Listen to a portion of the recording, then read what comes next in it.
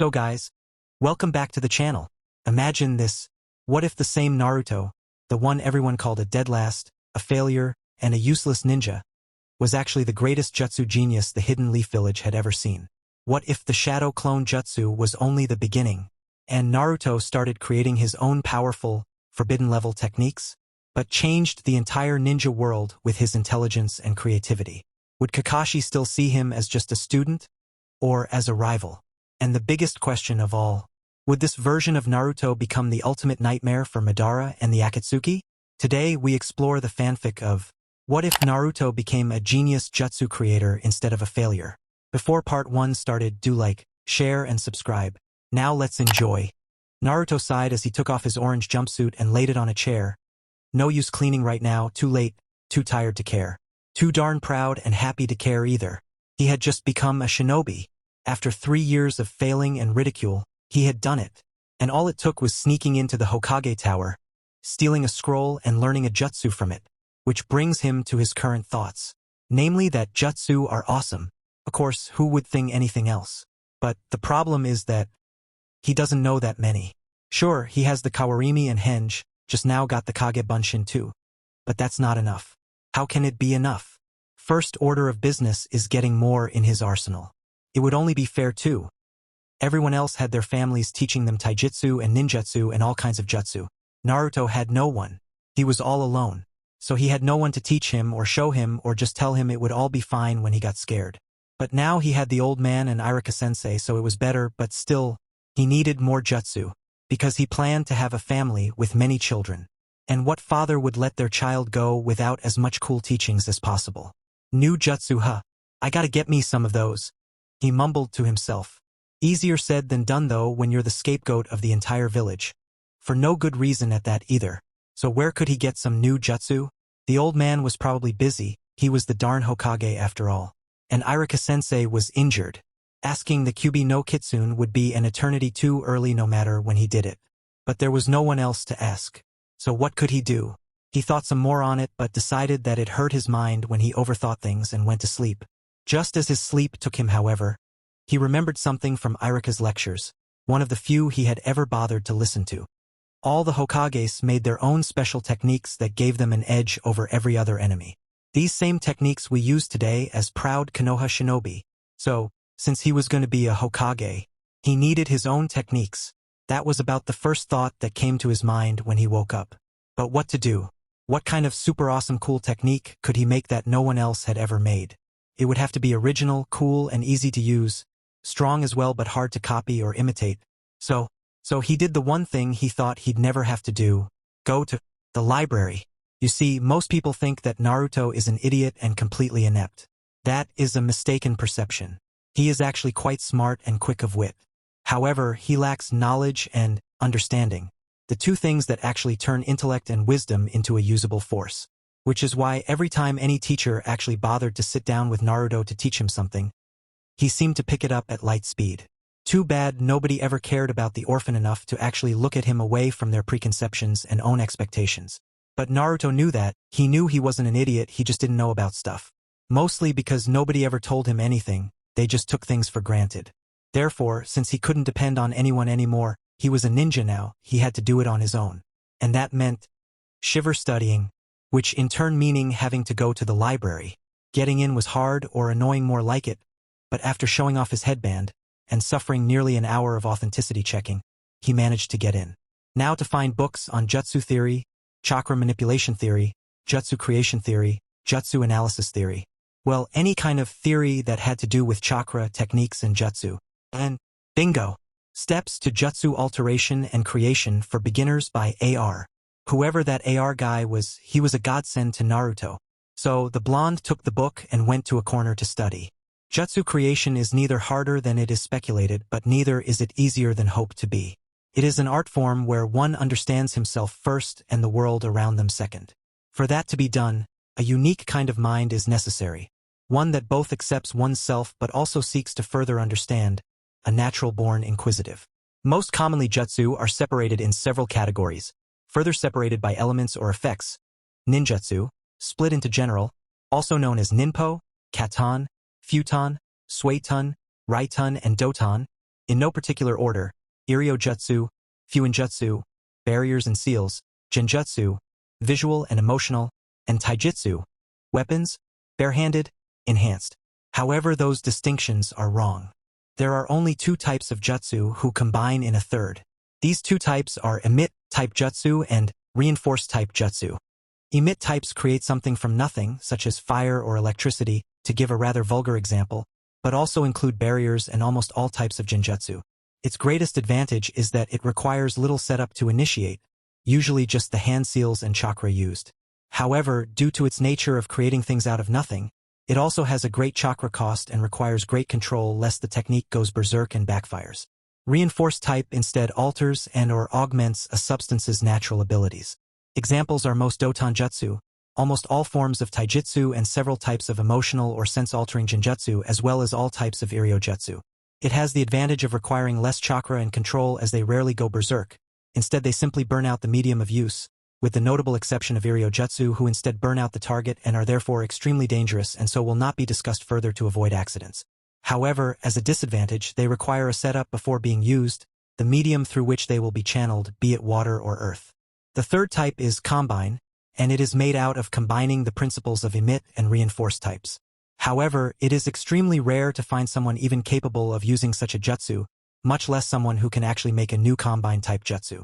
However, they are the strongest type of jutsu as they have very few to no weaknesses apart from their humongous chakra cost and general lack of people who can use them. For one to create their own technique, it isn't as easy as using several hand seals in order and willing something to happen. The prospective creator must keep the following rules in mind.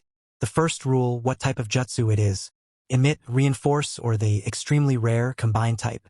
As the latter is the rarest and most dangerous, the prospective creator should focus on creating a technique using one of the first two archetypes. Do not stray from the chosen type.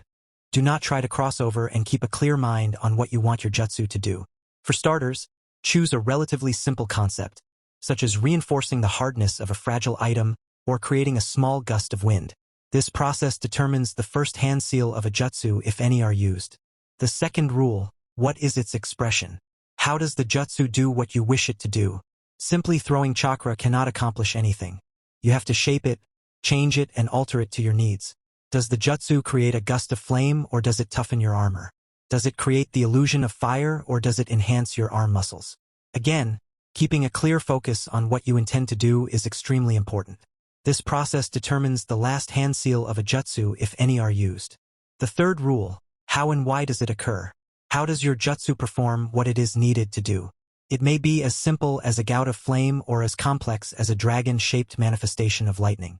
It may be merely enhancing the muscles by improving their endurance, or it could be shifting the entirety of the body's humors to certain locations for either defense or offense. This process finalizes the intermittent hand seals of the jutsu, if any are used, and makes it stable. The golden and final rule: know your limits. Do not attempt an untested jutsu in harsh conditions.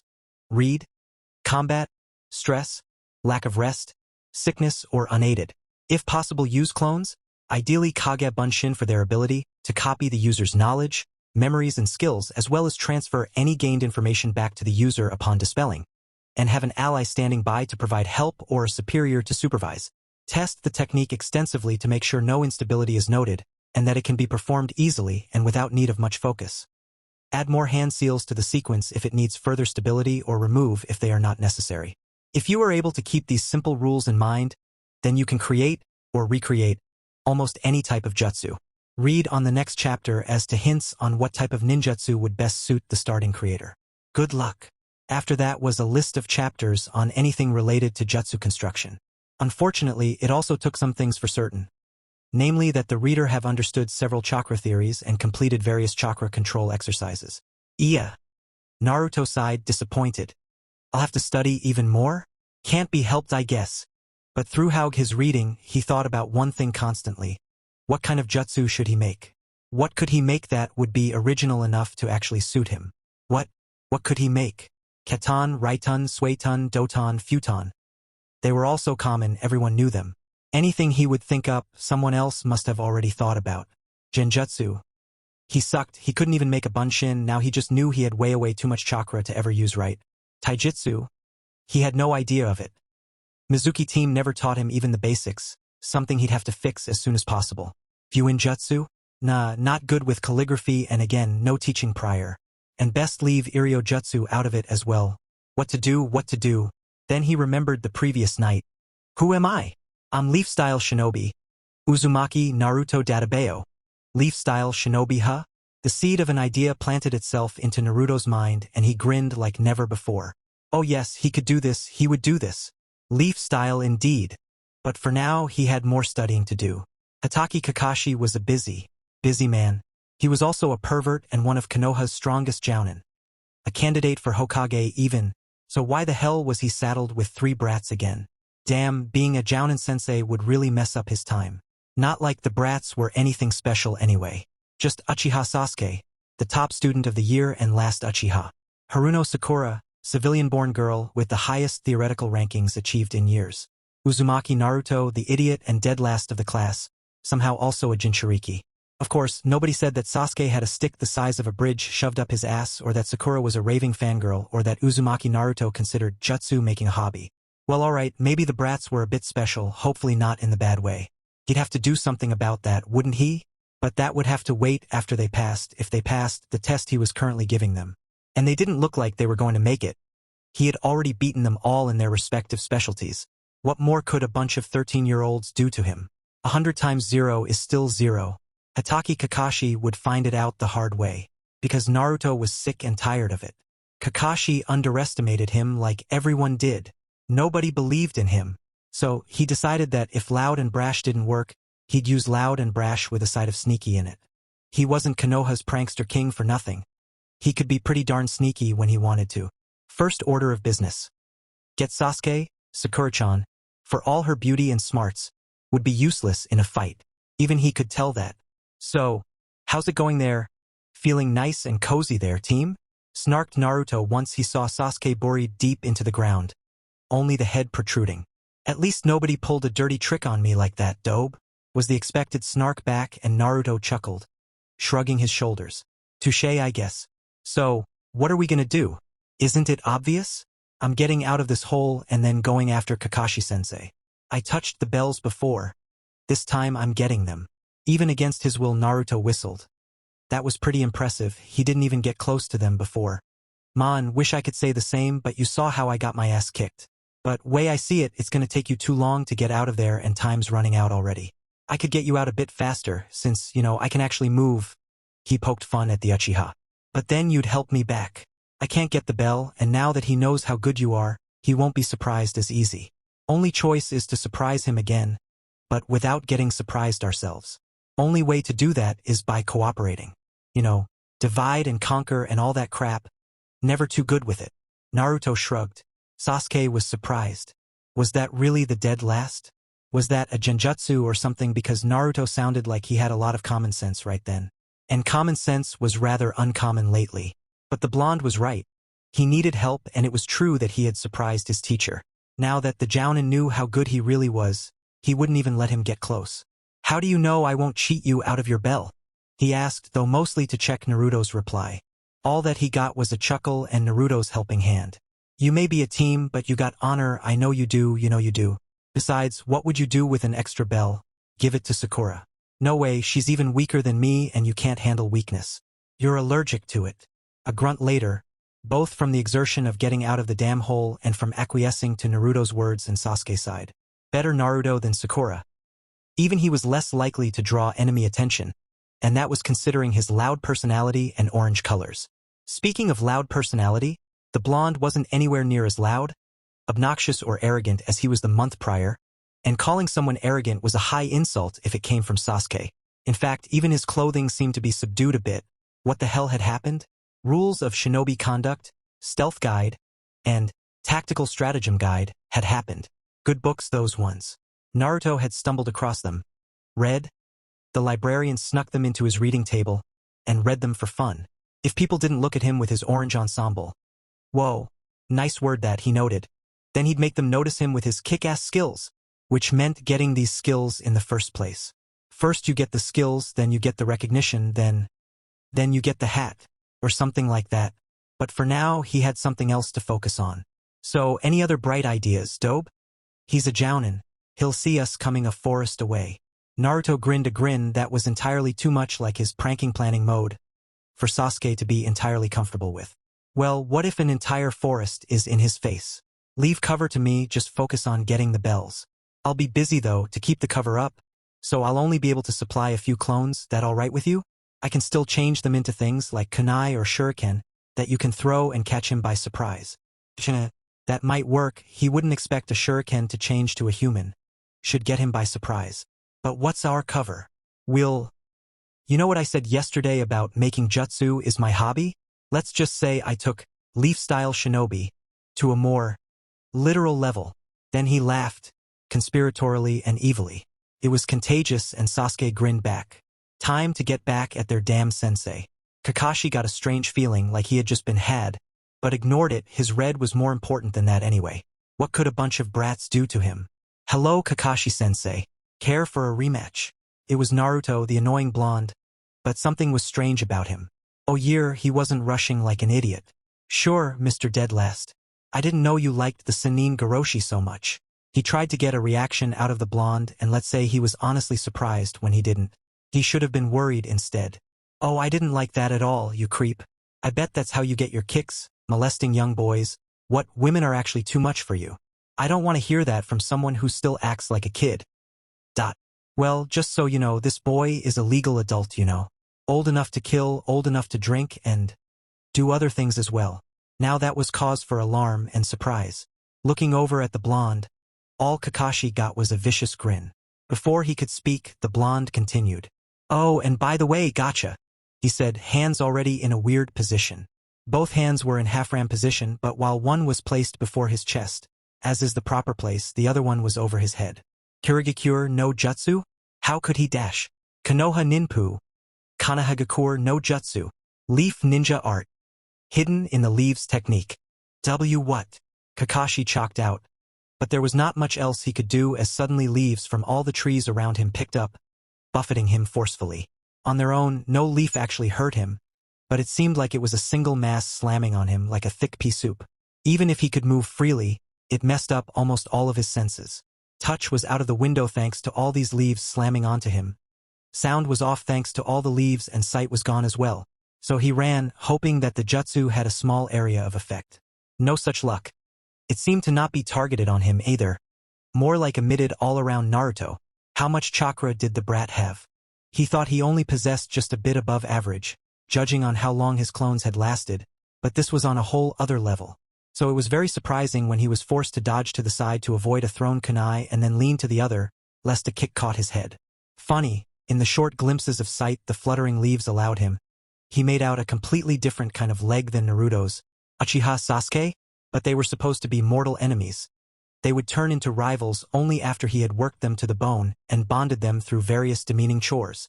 They weren't supposed to cooperate, and Sasuke was definitely not supposed to throw kunai quite that liberally either. Something was wrong and Kakashi wasn't in on the plan. He hated when he wasn't in on the plan. And just how was Sasuke able to find him in all this fluttering leaf mess? Could Naruto be able to control the density of this damn jutsu of his? If so, he was either better than the files said or he had practiced for way longer than he had thought possible. It was both, even though Kakashi himself didn't know it. Then, he heard a weird popping sound. His trained ears managed to distinguish it as a cancelled henge. Even with all this mess around him, Kakashi had only one moment to curse his luck and still virgin life before being swarmed by clones he never even knew existed. Half an hour later, the prospective Team 7 was back at the 3 stumps that served as their meeting point. Kakashi had made to tie up Sakura, since she hadn't gotten a bell, but Naruto emphatically refused. More like threw in several awkward and embarrassing remarks that made everyone uncomfortable. But he got the point across. Or rather, Sakura got her slap across Kakashi's face. Really? No child should read sexual remarks. Make or break relationships and enemies. So, to recap, Sakura, you were useless. Naruto, you were less than useless. Sasuke, you managed to do something just a bit above useless. But somehow, he wasn't about to reveal that Naruto's remarks had managed their goal of ruining his calm and unsettling him. You two managed to pass. So, what am I going to do with you? He sighed. You two made a good enough plan, but you completely forgot Sakura. And Sakura, you did nothing to help Naruto while he fought near you. Instead you just ran off to Sasuke. But, Sakura-chan knew I would most likely fail to get a bell. So she bit her time. She saw your strategy and probably thought of a plan to share with Sasuke. Right, Sakura-chan? Naruto exclaimed, throwing a sharp glance at the girl to let her know of his plan. They're the top 2 of the class. They knew nothing about my brand new Konohagakure no Jutsu. So, you can't blame her for it. Why yeah, Naruto's right. I didn't know anything about it. She followed up close, regardless of the blonde idiot's plan. It would be better than being called a traitor, she thought. Besides, as for me and Sasuke excluding Sakura-chan, well, she's more a support-type ninja, right? I bet she's gonna be great with traps and such. But we needed combat. If she was included, you could have used her as a hostage, and that would be bad, right? Is that so? Glared Kakashi. He knew the blonde was lying. But why was he? The same thing passed Sasuke's mind. All right then. I'll be back after you eat your lunch. But don't share any with Sakura or you will fail instantly. Then he was gone. Naruto had but a second to sigh in relief before being picked up by the scruff by an annoyed Sasuke. You dope, he shouted. What were you thinking? Why are you including her? Want him to fail us? I agreed to your plan because it would give me a better partner than her, he spat. But what you're doing will get us failed. Sasuke's tirade came less from the potential of failure, however, and more from the feeling of betrayal. No, it won't, Sasuke. How do you think I learned to do jutsu? Try every hand-seal combination and hope for the best. Come on. I'm not that stupid. I went to the library, darned place that it is. But you see, I found some nice books there, tactics and such. One of them said that, excluding special circumstances, no Konoha cell functions with less than 4 members. A leader and 3 subordinates. In short, Kakashi is our leader and he needs 3 partners. The plan was us 2 getting the bells, but if we completely cut off Sakura-chan, we'd fail. It's true that Sakura-chan's weak in battle, but I'm sure that she's gonna make an excellent support. Know what I mean? Even the Sannin had 3 members and one of them was a medic nin. Not all battles are won with fireballs, Sasuke, or nobody will be there to patch you up after. Ugh, whatever. Don't think I've forgiven you for lying to me though. Still the Raven let the blonde go and turned around to huff. Naruto was right, Sasuke knew as much. But that didn't make it any easier to swallow. Oh. Come on, Sasuke team. We need Sakura-chan to pass the test. Meanwhile, poor Sakura stood dumbstruck. Mostly because the ropes kept her from falling to her knees. Sasuke-kun thought she was worthless? He didn't want her on his team? He'd rather have Naruto than her? Who, what, why? Tears began streaking down her face, and she sobbed quietly while Naruto tried to salvage the team. Anyway, Sasuke, you can't always get what you want. Hell, I'd rather have been in Hinata's team than with you or Sakura. She and Shino dislike me much less than either of you, but here I am. For now, we have to cooperate, or Kakashi-sensei will rip us apart next round. Dunno about you, but I'm not failing. Look, all I want to say is, well, is it that bad to work together? You saw what we did, we took down a Jounin. I mean, if instead of taking bells we had attacked with a kunai? Think about it, man. Us, 2 newly minted genin, managed to beat a freaking Jounin. If that doesn't mean that teamwork's important, then I don't know what is. Yeah, but you still lied to me. Sasuke countered, forcing Naruto to sigh. Ever since Itachi's betrayal, the Raven had had a serious problem with liars. No, I said we should exclude Sakura-chan from that fight. After that, we had to include her because that's what Kakashi-sensei wanted to hear. I didn't lie to you. I tricked you. Come on, man. Forgive me, alright? Now we got a second chance to do this, right this time. And since Sakura-chan knows I'm not as pathetic as I used to be anymore, maybe this time she can help us. Besides, don't you get it? There has to be the 3 of us that pass. The bells are just a distraction. Ugh, when did you get all that smart anyway? Dobe? It wasn't a question per se, but Naruto answered it with the saddest, loneliest look one could imagine in his eyes. Since I actually sat down and read something, nobody ever taught me anything really, you know? Even Sasuke's grunt seemed to stutter for a second as he realized that Naruto never had a family to begin with, but Sasuke got over it quickly enough. They had both gotten over their respective lots in life, at least in part. For now, something else beckoned. Chichinen. Fine, we'll cooperate, but I'll still be watching you, Uzumaki. You might have had reason to trick me, but I still don't like it. So Sakura, any ideas? Hey Sakura, why is she crying? He called her name twice because the pink-haired girl seemed to stare into infinity, her mind unable to cope with the stress of rejection. In all her time knowing Sasuke, she had never once thought possible that he didn't like her. that he didn't believe in her at all, that he didn't want her near him even more than Naruto, that he hated her. For her Sasuke to reject her so completely, the little girl's world seemed to collapse. Her tears had stopped coming out. Instead she dry heaved and choked on her own. Sasuke, you're even more of an inconsiderate, antisocial idiot than me, and that's saying a lot. Naruto sighed and got a small napkin off from his bento box, cleaning up an unresponsive Sakura's face. Come on, Sakura-chan. The team didn't mean it like that. He was probably just pissed off at me and lashed out everywhere around him. He tried to soothe the girl. Besides, you're the smartest of us three, right? So, right now, we need you because there's no way we're getting Kakashi caught by surprise again. We need a new plan and only you can give us one. A not-so-subtle and neither gentle elbow buried itself into Sasuke's ribs, forcing the boy to speak up. Ugh. Yeah, whatever, sorry, we need you. It was like life seeped back into Sakura. After Sasuke said, sorry, and that he needed her, then that meant he didn't hate her, he didn't reject her. That meant she could help him. She had to help him. Hope shone almost like stars from her eyes, and it was all Sasuke could do not to step back and away from her. And that was only because she was tied up securely. All right, meet in time, declared Naruto as he opened both bento boxes between the three and cut Sakura's ropes. He hadn't had time to do anything more as Kakashi appeared, lightning flashing in the background and an unearthly wind blowing. It would be so cool if it wasn't so scary. An hour later, and a confirmed success on finally becoming a team after a tear-inducing speech about their budding teamwork, Naruto sat on a stone, getting interrogated by Kakashi and Sasuke, of course. Now, my cute little Genin, how did you get a technique like the Konohagakure, or whatever you called it? Naruto sighed, he knew it was coming. Well, you know how everybody except Sakura-chan belongs to a clan, right? And Sakura-chan is way smarter than me. What do I have? I have nothing, well, got my Kage Bunshin a month or so ago. But that was a fluke gone right, really. And I still can't do the regular Bunshin. Irika-sensei says I use too much chakra and blow it up. So, I thought if I can't use an already existing jutsu, I'd have to make my own. Besides, I plan to start an Uzumaki clan someday, and that means leaving behind family jutsu. Uzumaki clan? Kakashi had a very bad feeling about this. I mean, there was one Uzumaki clan before, but they died and Jisan said I got their name in honor of one of them, like an adopted child or something.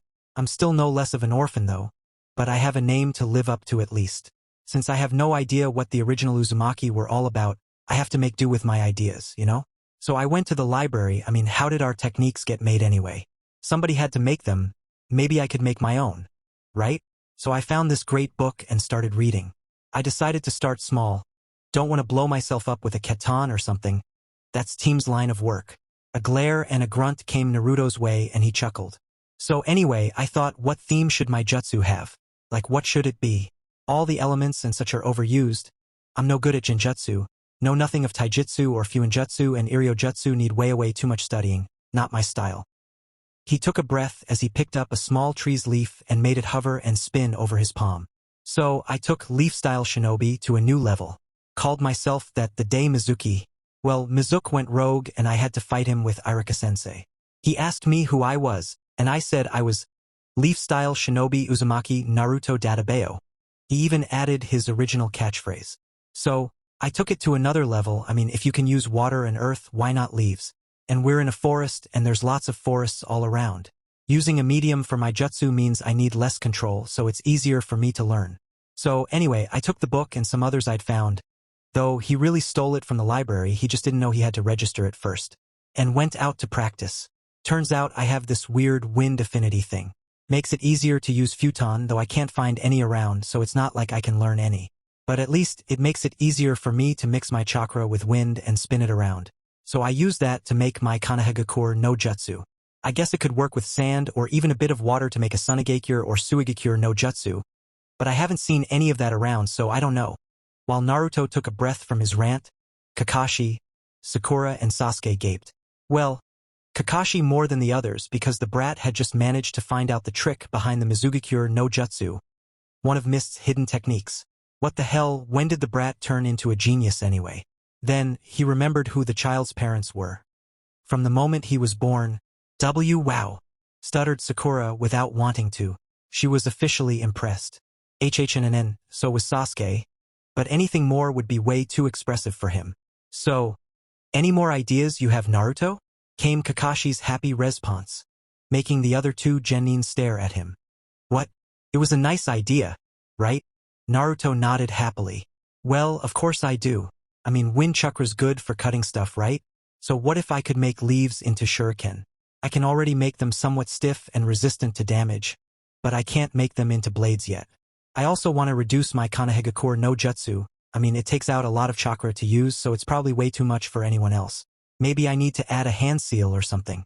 And then, now his grin was evil. Then I have my Ugi. And that's a secret. Baka samurai use Ugi, grunted Sasuke, getting nods from Sakura. Ninja have Hisatsu Waza. Now poor Sakura was torn between sweat dropping and face faulting, but she chose gape. Kakashi instead chuckled. These brats could be fun after all. As days passed and Team 7 performed more and more missions, though to their chagrin none of them were more than a glorified chore. All members save Naruto noticed something strange about the blonde. No, it wasn't how he didn't act like a complete retard, or that he had gotten over his crush on Sakura, which he hadn't. He was simply too deep into thinking about his jutsu to really think about her. It was how quick he was at growing stronger and stronger. It was as if every day he became visibly more skilled. Normally, that would delight a teacher, especially one as bored and inactive as Kakashi. After all, if his student grew so fast on his own, that left more time for Ika, right? But Naruto was anything but normal. He had been worse than an idiot. He had been the most retarded student in the whole damn academy. And now you expect Kakashi to not be worried when the boy suddenly seemed to gain insight and power that he shouldn't have? Preposterous. He cared for each and every one of his students. He knew everything there was to know about them. Well, not really, he knew far less than he'd like to admit, but he still cared for his brats. They were his brats. Until they made Chunin anyway, where he could just dump them to someone else or something. Ika comes first. Always. Still, it was worrying for the copy ninja, and the rest of the team as well. Even though Sasuke would never admit it, he was curious, and so was Sakura. The latter was more along the lines of annoyance, since she kind of missed the old Naruto, and his constant work at keeping her happy. But let's just say she cared, in some convoluted, incomprehensible way that tsundere girls do. Kakashi was more worried about the source of the intellect, or more like how furry that source was. Could it be the Kyuubi? Could the demon have broken free? Could it be twisting the boy into an omnicidal maniac with a fetish for slaughter? All joking aside, he was worried. So he did the logical thing. No, not stalk. Who stalks people anyway? Far away? One certain Hyuga sneezed and promptly fainted from embarrassment? No, he acted like a logical adult one of the few times so far in his life, and decided to ask Naruto. Say, Naruto, you've been improving rather fast lately. Care to share the secret to success? He asked kindly, or as kindly as a man can ask with 75% of their face covered. Ah, I guess I shower lots. Cue blinking. No wait, that's the other line. I guess it's cause I like work out a lot and then eat a lot and then sleep and then work out a lot. I do this all day, so it's really good for me. Kakashi sighed and sat down next to the boy. It wasn't about physical growth he was worried. Anybody could work on that. It was the mental growth he cared for. Not that. I mean, you are smarter now, you don't shout as much, and you actually make sense. It's not a bad thing. I'm just curious. That's all. Well, I don't shout that much cause my head hurts most of the time from the training. If I shouted as well, it would be killing me, sensei. But I guess it's because I started reading for a change. Hell, I'm still reading right now. Kakashi, and the other two members of the team, blinked. Naruto, you're not reading right now. You don't have a book in front of you to read from. He drawled out slowly, trying to make sense of the blonde. Sure I am. Wait, no, I'm not. Well, I am, but it's not I, it's me and well. He stopped ranting and took a look at Sakura's face. She was almost the most expressive of them, seeing as how she lacked a stick up her bum and had more than 50% of her face revealed. You think I'm crazy, right? Well, I'm not. I'm not crazy. I really am reading. It's about the second Hokage and various fungi indigenous in Rai no Kuni. He shouted, getting up suddenly and almost sending Kakashi rolling away. What does the Hokage have to do with fungi? Sakura's question came, along with a, I think you should see the nice people in the white coats look. One has to wonder how so many words can be transferred with a look and why language was made if looks could say so much. But I digress. It doesn't. They are completely unrelated. If it was the first Hokage, I'd wonder, but the second had nothing to do with it. He never even went in Rai no Kuni. Naruto kept on going crazy. Don't you see? There was a frantic look in his eyes now, and Kakashi was slowly, calmly moving closer to the blonde. The boy needed help. Easy, Naruto. Calm down and talk about it calmly. I'm sure we can all resolve it peacefully. Well, even Kakashi had learned a bit of psychology. Calmly? Calmly? You think I'm crazy. You all think I'm crazy, don't you? Naruto backed away. But you are the crazy ones. Who the hell reads about the second Hokage and various fungi indigenous in Rai no Kuni anyway? Sasuke decided to end this with his characteristic one-word way. You. What? No. They are completely unrelated things. I'm reading on the second Hokage and on various fungi. But it's not I who's reading. At that moment, Kakashi wondered if Naruto had taken a hands-on attempt to research mushrooms and ate a few of them. Pretty colors and all that nice things. Giggle. No bad, Kakashi. Think about the wonders of psychotropic flora while in huge orgies another time. Your student needs you. Naruto, how can you be reading books when you don't have one on you? He tried to bring the discussion back to normalcy. I can't, of course. How could I? Naruto deadpanned. But I'm not reading. Me is or was. Guess me ran out of chakra and popped. Damn. Wanted to know what happened next. Wheels began to turn in Kakashi's mind as he took in that last sentence. Naruto? Who exactly is the I that was studying? Kagebunshin of mine, what? Who did you think it was? It's just so confusing to name them, so I just call them me. Do you know how hard it is to name 1,000 U's every time you summon? One name is enough. The crow that flew over the stunned team sounded awfully like cawing idiot, but Kakashi tried to ignore it in favor of sighing. Oh, you were using the Kagebunshin's secret, the ability to transfer memories when the clone dispels. I was worried there for a second. Still, how did you realize it so early? It usually takes much longer to find that little trick. It was a legitimate question. Mostly due to the fact that it took Kakashi several months to realize it. How could an idiot find it out in less than 60 days? Instead of an answer, however, Kakashi was presented with a nasty, dirty glare. You kicked me in the nads. Naruto stated, hostility evident in his voice. Even though I never attacked you personally, in the test you kicked a clone in the nads. It was kind of hard to miss that particular memory, Kakashi-sensei. Feeling the sweat drop growing on his head, Kakashi decided to let the matter drop. He didn't want to be pranked anytime soon, if ever. I see. Well, I'm really sorry. If you're sorry about it, then do something. Naruto yelled suddenly, giving the clear image of him being bipolar. As penance for giving me phantom pains for a week, you better teach me something. Got it. Naruto wasn't considered Konoha's most unpredictable shinobi for nothing. He's the only genin that would threaten a jounin, without any substantial blackmail material to boot either. Still, his declaration had the wanted effect of appearing so hilarious that it brought the entire team, sans a confused Naruto, to laughter. Oi! Why are you laughing? Oi! He tried to get it, but smarter he might have become, but also he had become more insane. But that did not prevent him from working on his new leaf jutsu. Maybe he should call it Heitan, leaf release. Instead of Konoha Ninpo, would certain types of leaves work better? Maybe if he could infuse leaves with his chakra in a raw form and then withdraw it or shape it after. Then again, he had so much chakra it would be pointless to do so. So, for now, he worked on making his Konoha core smaller so he could control it easier. Wouldn't do to blind his team while trying to do it to his enemy, right? But for now, hey, Kakashi-sensei, I saw you kawarimi at the test when Sasuke threw some kunai at you, but you didn't use any hand seals. How did you do it? It was a necessary part for his new technique or collaboration jutsu, as it were. Oh, that, it's simple really. Once you use the technique enough, you can start removing hand seals from it until you don't need them anymore. Don't expect to do it anytime soon, you'd have to do it hundreds of times. Kakashi tried to squash Naruto's hopes. It didn't work. The blonde just grinned and thanked his sensei. His crazy mind already working on hundreds of times? No problem. He was hundreds of people. Speaking of Naruto, how did you know where I was in that mess? Sasuke? Asked Kakashi. He was still curious. The raven-haired boy nodded grimly. Seems the dobe has better control than we thought. He made them converge on you mostly. Not to say it was much better for me, but you looked like they had completely covered you. While Kakashi hummed, Naruto instead had his eyes glaze. Covered by leaves, sticking on him. Stiff leaves, hard as leather or almost steel. An armor that wouldn't be near as cumbersome since he could control it with his chakra. A small, giggle-like chuckle escaped his lips. Jutsu were awesome. More jutsu. More ideas hopping around in his head like rabbits on speed.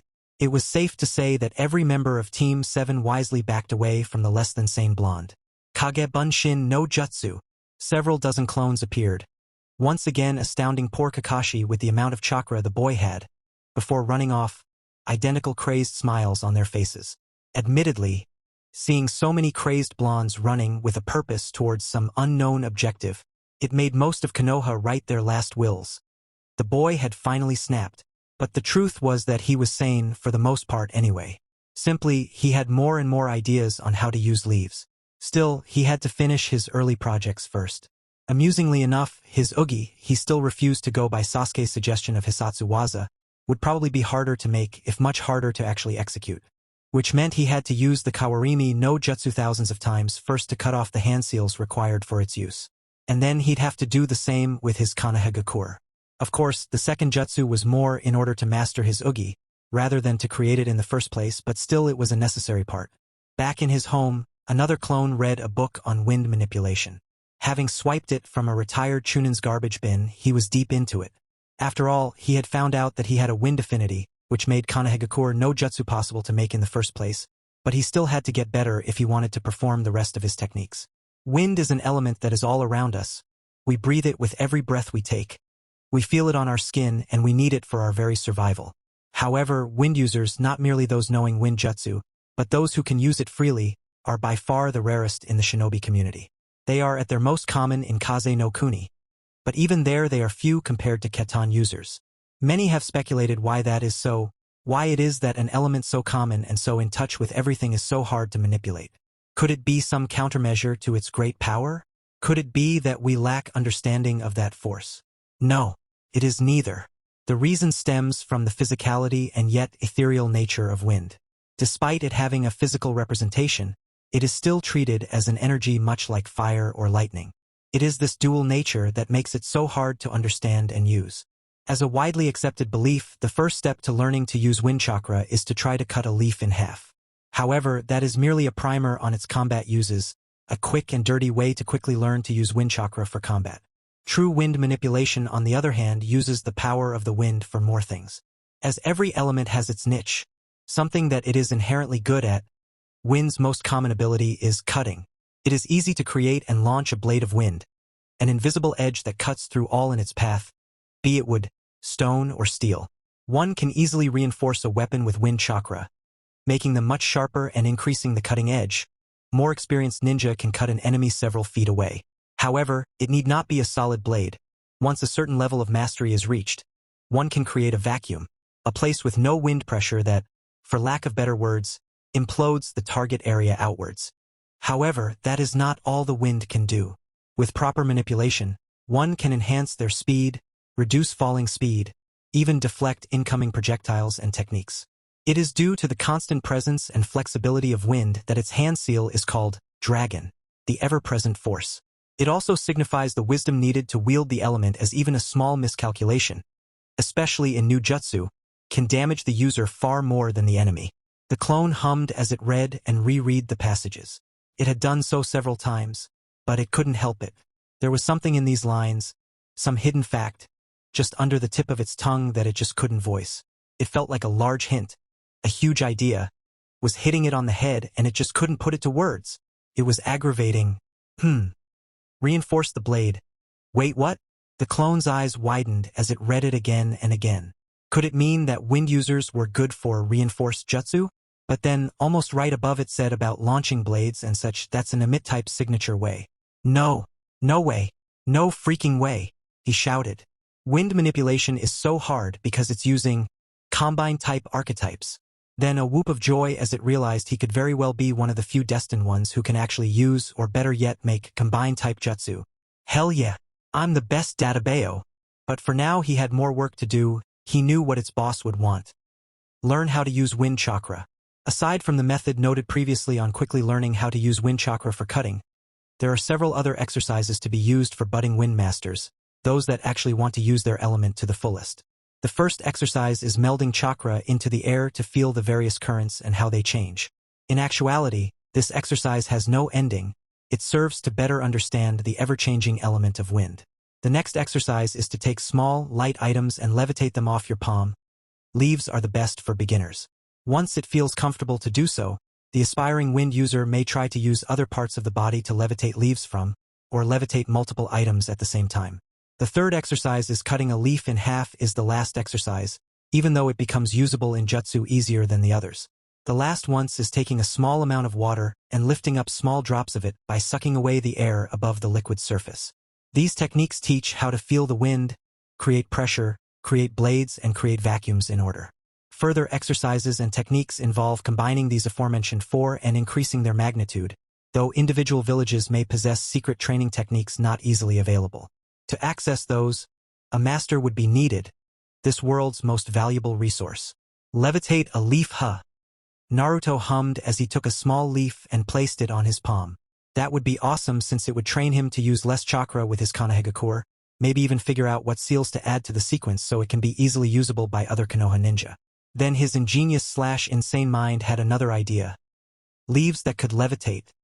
On their own. Maybe he could make them stay there, in the air, without any chakra spending after using the technique. If he could do that, then he could almost walk on air. It would be awesome. Of course, that would require extensive planning, maybe even a meld with Fuinjutsu, since he would need to seal his chakra into the leaf to sustain the levitation. Fuinjutsu. Ideas everywhere. Raise your voices into the air. Shout them out. Make a clatter. Fill this mind with endless rattle.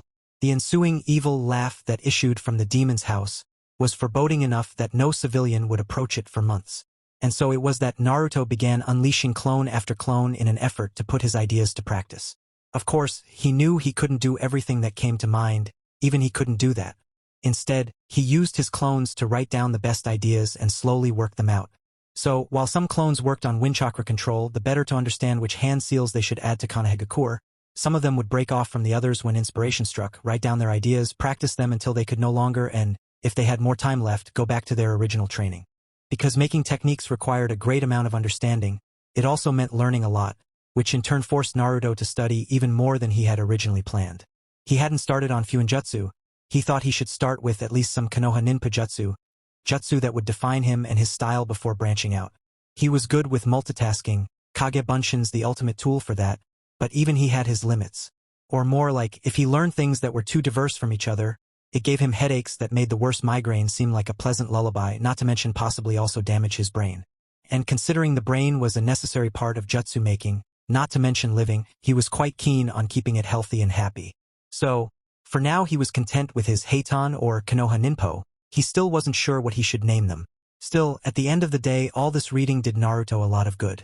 It didn't smarten him up, but it did mellow him out. It gave him a way to use his common sense and the street smarts he had gained in his short life as a vagrant. Sasuke actually looked at him as if he were more than an insect under the mud under the sole of his sandals. Sakura-chan still didn't like him much, but at least she tolerated him. That had to mean something, right? Unfortunately for the blonde, it was much less than he hoped it did. As for Kakashi, the Jounin kept getting more and more impressed every day. The Gaki might have the most insane ideas, but somehow he still managed to play them just right to make them work. Which is why Kakashi had them do several D-rank missions every day now, so he could take his brats out for a C-rank early on. Something simple like taking an item to a village within a time limit. Nothing much but just enough to let them know of the world beyond the gates. Who knows, it may even give the brats some more ideas. Granted, most of them were insane and impractical, but skills like the Konohagakure were. They were pure gold at the hands of someone who can use them properly. So, it is obvious that Kakashi's surprise was great when Naruto called him over while on the job, bouncing up and down excitedly. Kakashi-sensei, I made a new jutsu. Look, look, look, he said and showed a leaf floating above his hand. You made a leaf float? Kakashi deadpanned. He expected more than just a floating leaf, but, wait, what? There was a distortion on the wind around the leaf? He was lucky he could pick that little detail out, probably because he had something stable to compare it to. Naruto, what's that technique? He asked, curious this time. Well, sometimes you just run out of shuriken, right? Or you don't have time to pick them up or something. Or you just want to surprise someone, right? So I made this. Konoha Ninpo. Konoha Shuriken. I put in my chakra to make it really stiff and then some wind chakra to give it an edge. Watch this. Right after, the excited blonde threw the leaf at a tree. Or rather 3 inches into the tree. Kakashi gaped. Imagine an enemy knocking you to the ground. You cower and scramble for help, inconspicuously clawing around for traction.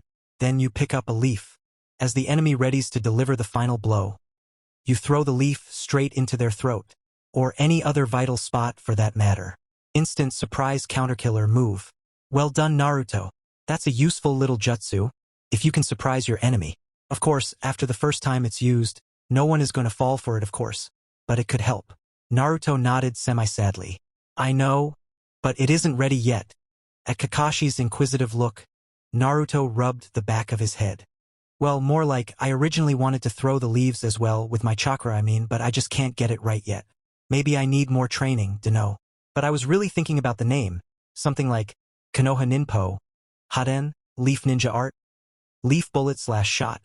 Or something like that. Seems I have to train more. Chuckling uncomfortably was all Kakashi could do. It seemed one of the world's most innocent items would soon become something fearsome. As days passed and Team 7 performed more and more missions, though to their chagrin none of them were more than a glorified chore. All members save Naruto noticed something strange about the blonde. No, it wasn't how he didn't act like a complete retard, or that he had gotten over his crush on Sakura, which he hadn't. He was simply too deep into thinking about his jutsu to really think about her. It was how quick he was at growing stronger and stronger. It was as if every day he became visibly more skilled. Normally, that would delight a teacher, especially one as bored and inactive as Kakashi. After all, if his student grew so fast on his own, that left more time for Ika, right? But Naruto was anything but normal. He had been worse than an idiot. He had been the most retarded student in the whole damn academy. And now you expect Kakashi to not be worried when the boy suddenly seemed to gain insight and power that he shouldn't have? Preposterous. He cared for each and every one of his students. He knew everything there was to know about them. Well, not really, he knew far less than he'd like to admit, but he still cared for his brats. They were his brats. Until they made Chunin anyway, where he could just dump them to someone else or something. Ika comes first. Always. Still, it was worrying for the copy ninja, and the rest of the team as well. Even though Sasuke would never admit it, he was curious, and so was Sakura. The latter was more along the lines of annoyance, since she kind of missed the old Naruto, and his constant work at keeping her happy. But let's just say she cared, in some convoluted, incomprehensible way that tsundere girls do.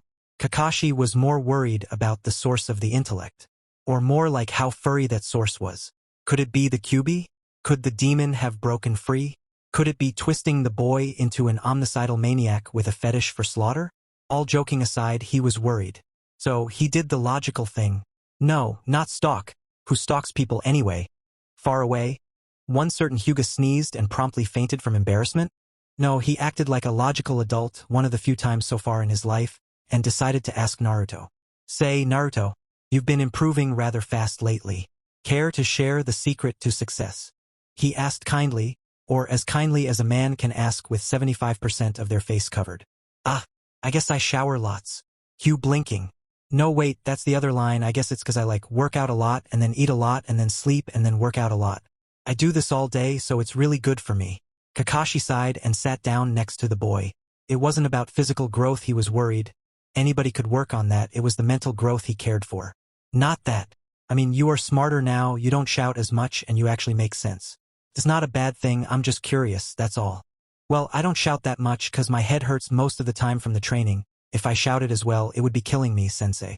But I guess it's because I started reading for a change. Hell, I'm still reading right now. Kakashi, and the other 2 members of the team, blinked. Naruto, you're not reading right now. You don't have a book in front of you to read from. He drawled out slowly, trying to make sense of the blonde. Sure I am. Wait, no, I'm not. Well, I am, but it's not I, it's me and well. He stopped ranting and took a look at Sakura's face. She was almost the most expressive of them, seeing as how she lacked a stick up her bum and had more than 50% of her face revealed. You think I'm crazy, right? Well, I'm not. I'm not crazy. I really am reading. It's about the second Hokage and various fungi indigenous in Rai no Kuni. He shouted, getting up suddenly and almost sending Kakashi rolling away. What does the Hokage have to do with fungi? Sakura's question came, along with a I think you should see the nice people in the white coats look. One has to wonder how so many words can be transferred with a look and why language was made if looks could say so much. But I digress. It doesn't. They are completely unrelated. If it was the first Hokage, I'd wonder, but the second had nothing to do with it. He never even went in Rai no Kuni. Naruto kept on going crazy. Don't you see? There was a frantic look in his eyes now, and Kakashi was slowly, calmly moving closer to the blonde. The boy needed help. Easy, Naruto. Calm down and talk about it calmly. I'm sure we can all resolve it peacefully. Well, even Kakashi had learned a bit of psychology. Calmly? Calmly? You think I'm crazy? You all think I'm crazy, don't you? Naruto backed away. But you are the crazy ones. Who the hell reads about the second Hokage and various fungi indigenous in Rai no Kuni anyway? Sasuke decided to end this with his characteristic one-word way. You. What? No. They are completely unrelated things. I'm reading on the second Hokage and on various fungi, but it's not I who's reading. At that moment, Kakashi wondered if Naruto had taken a hands-on attempt to research mushrooms and ate a few of them. Pretty colors and all that nice things. Giggle. No bad, Kakashi. Think about the wonders of psychotropic flora while in huge orgies another time. Your student needs you. Naruto, how can you be reading books when you don't have one on you? He tried to bring the discussion back to normalcy. I can't, of course. How could I? Naruto deadpanned. But I'm not reading me is or was. Guess me ran out of chakra and popped. Damn. Wanted to know what happened next. Wheels began to turn in Kakashi's mind as he took in that last sentence. Naruto? Who exactly is the I that was studying? Kagebunshin of mine, what? Who did you think it was? It's just so confusing to name them, so I just call them me. Do you know how hard it is to name 1,000 U's every time you summon? One name is enough. The crow that flew over the stunned team sounded awfully like cawing idiot, but Kakashi tried to ignore it in favor of sighing. Oh, you were using the Kagebunshin's secret, the ability to transfer memories when the clone dispels. I was worried there for a second. Still, how did you realize it so early? It usually takes much longer to find that little trick. It was a legitimate question. Mostly due to the fact that it took Kakashi several months to realize it. How could an idiot find it out in less than 60 days? Instead of an answer, however, Kakashi was presented with a nasty, dirty glare.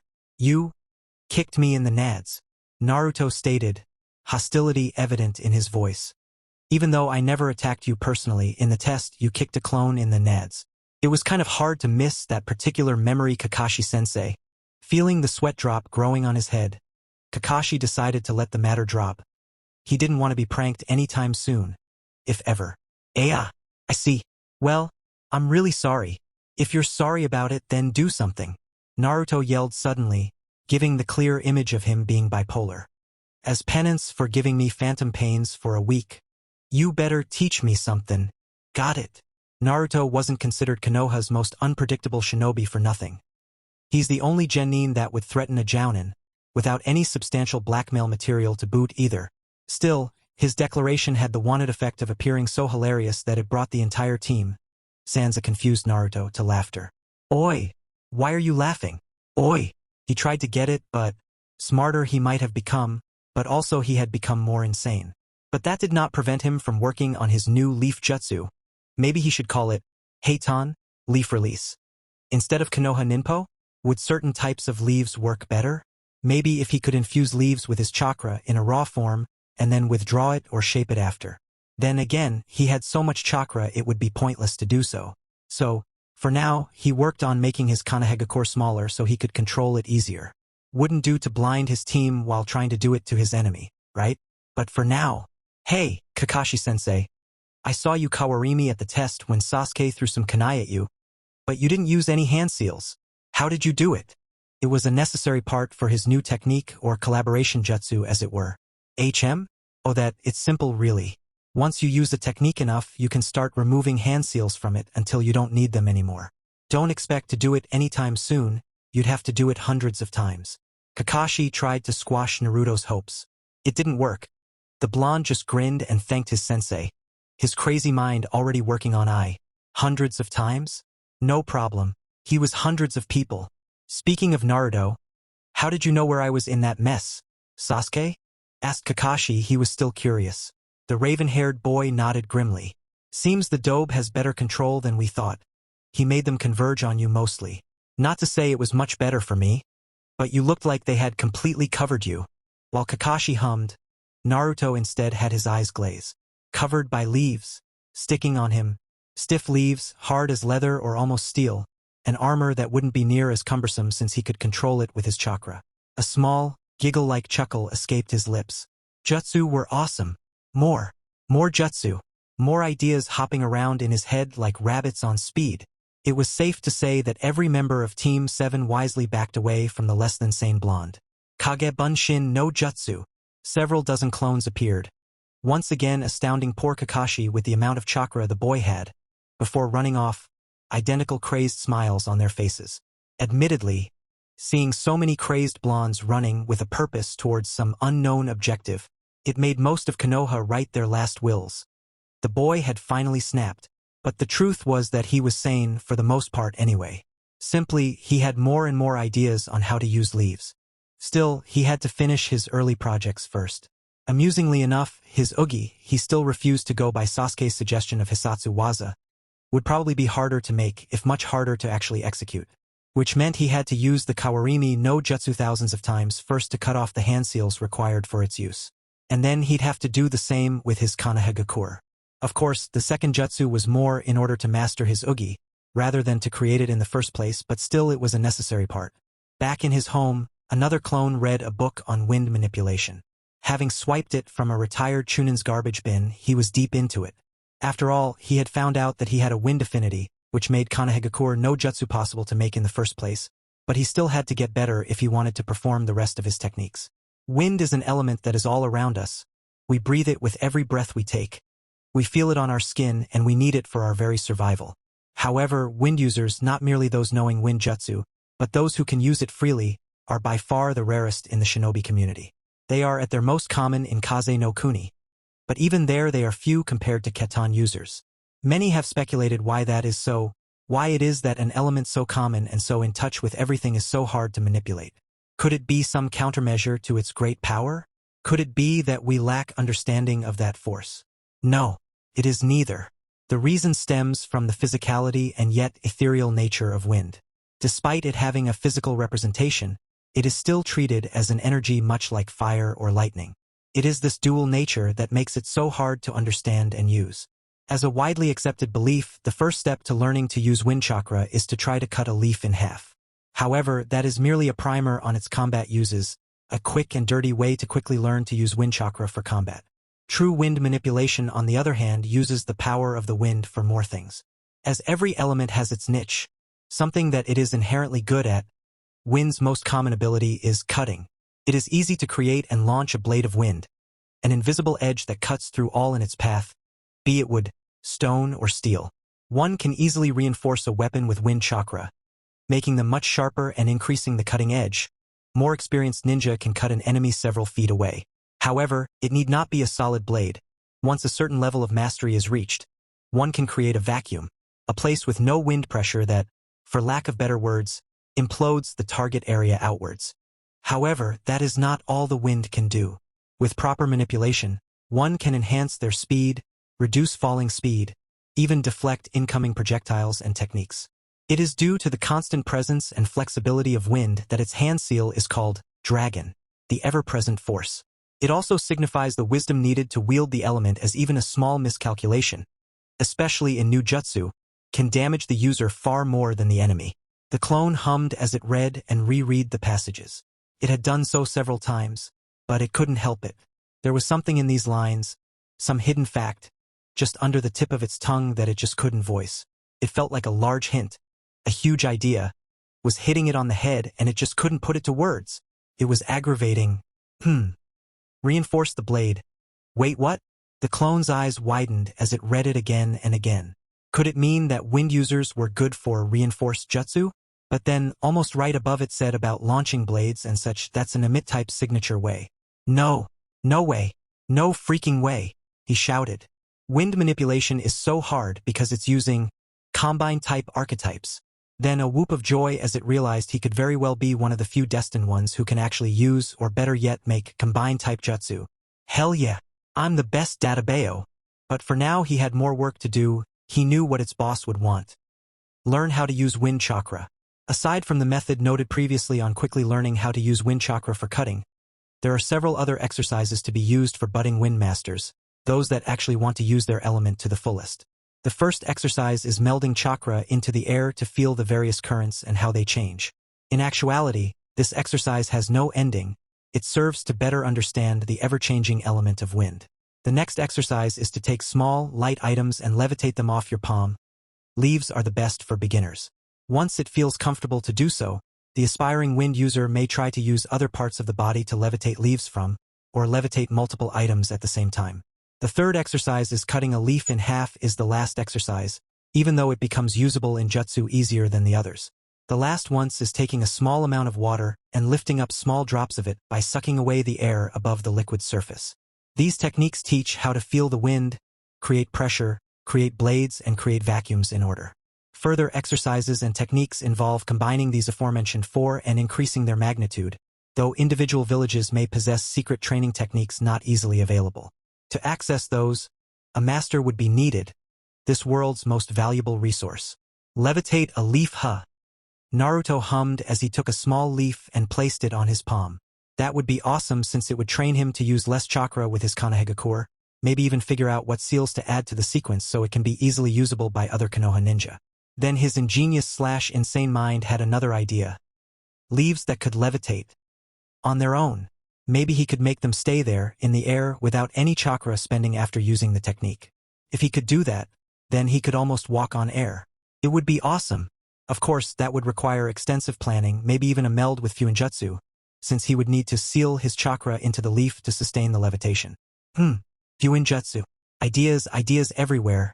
Raise your voices into the air. Shout them out. Make a clatter. Fill this mind with endless rattle. The ensuing evil laugh that issued from the demon's house was foreboding enough that no civilian would approach it for months. And so it was that Naruto began unleashing clone after clone in an effort to put his ideas to practice. Of course, he knew he couldn't do everything that came to mind, even he couldn't do that. Instead, he used his clones to write down the best ideas and slowly work them out. So, while some clones worked on wind chakra control, the better to understand which hand seals they should add to Konohagakure, some of them would break off from the others when inspiration struck, write down their ideas, practice them until they could no longer and, if they had more time left, go back to their original training. Because making techniques required a great amount of understanding, it also meant learning a lot, which in turn forced Naruto to study even more than he had originally planned. He hadn't started on Fuinjutsu. He thought he should start with at least some Konoha Ninpa jutsu that would define him and his style before branching out. He was good with multitasking, Kage Bunshin's the ultimate tool for that, but even he had his limits.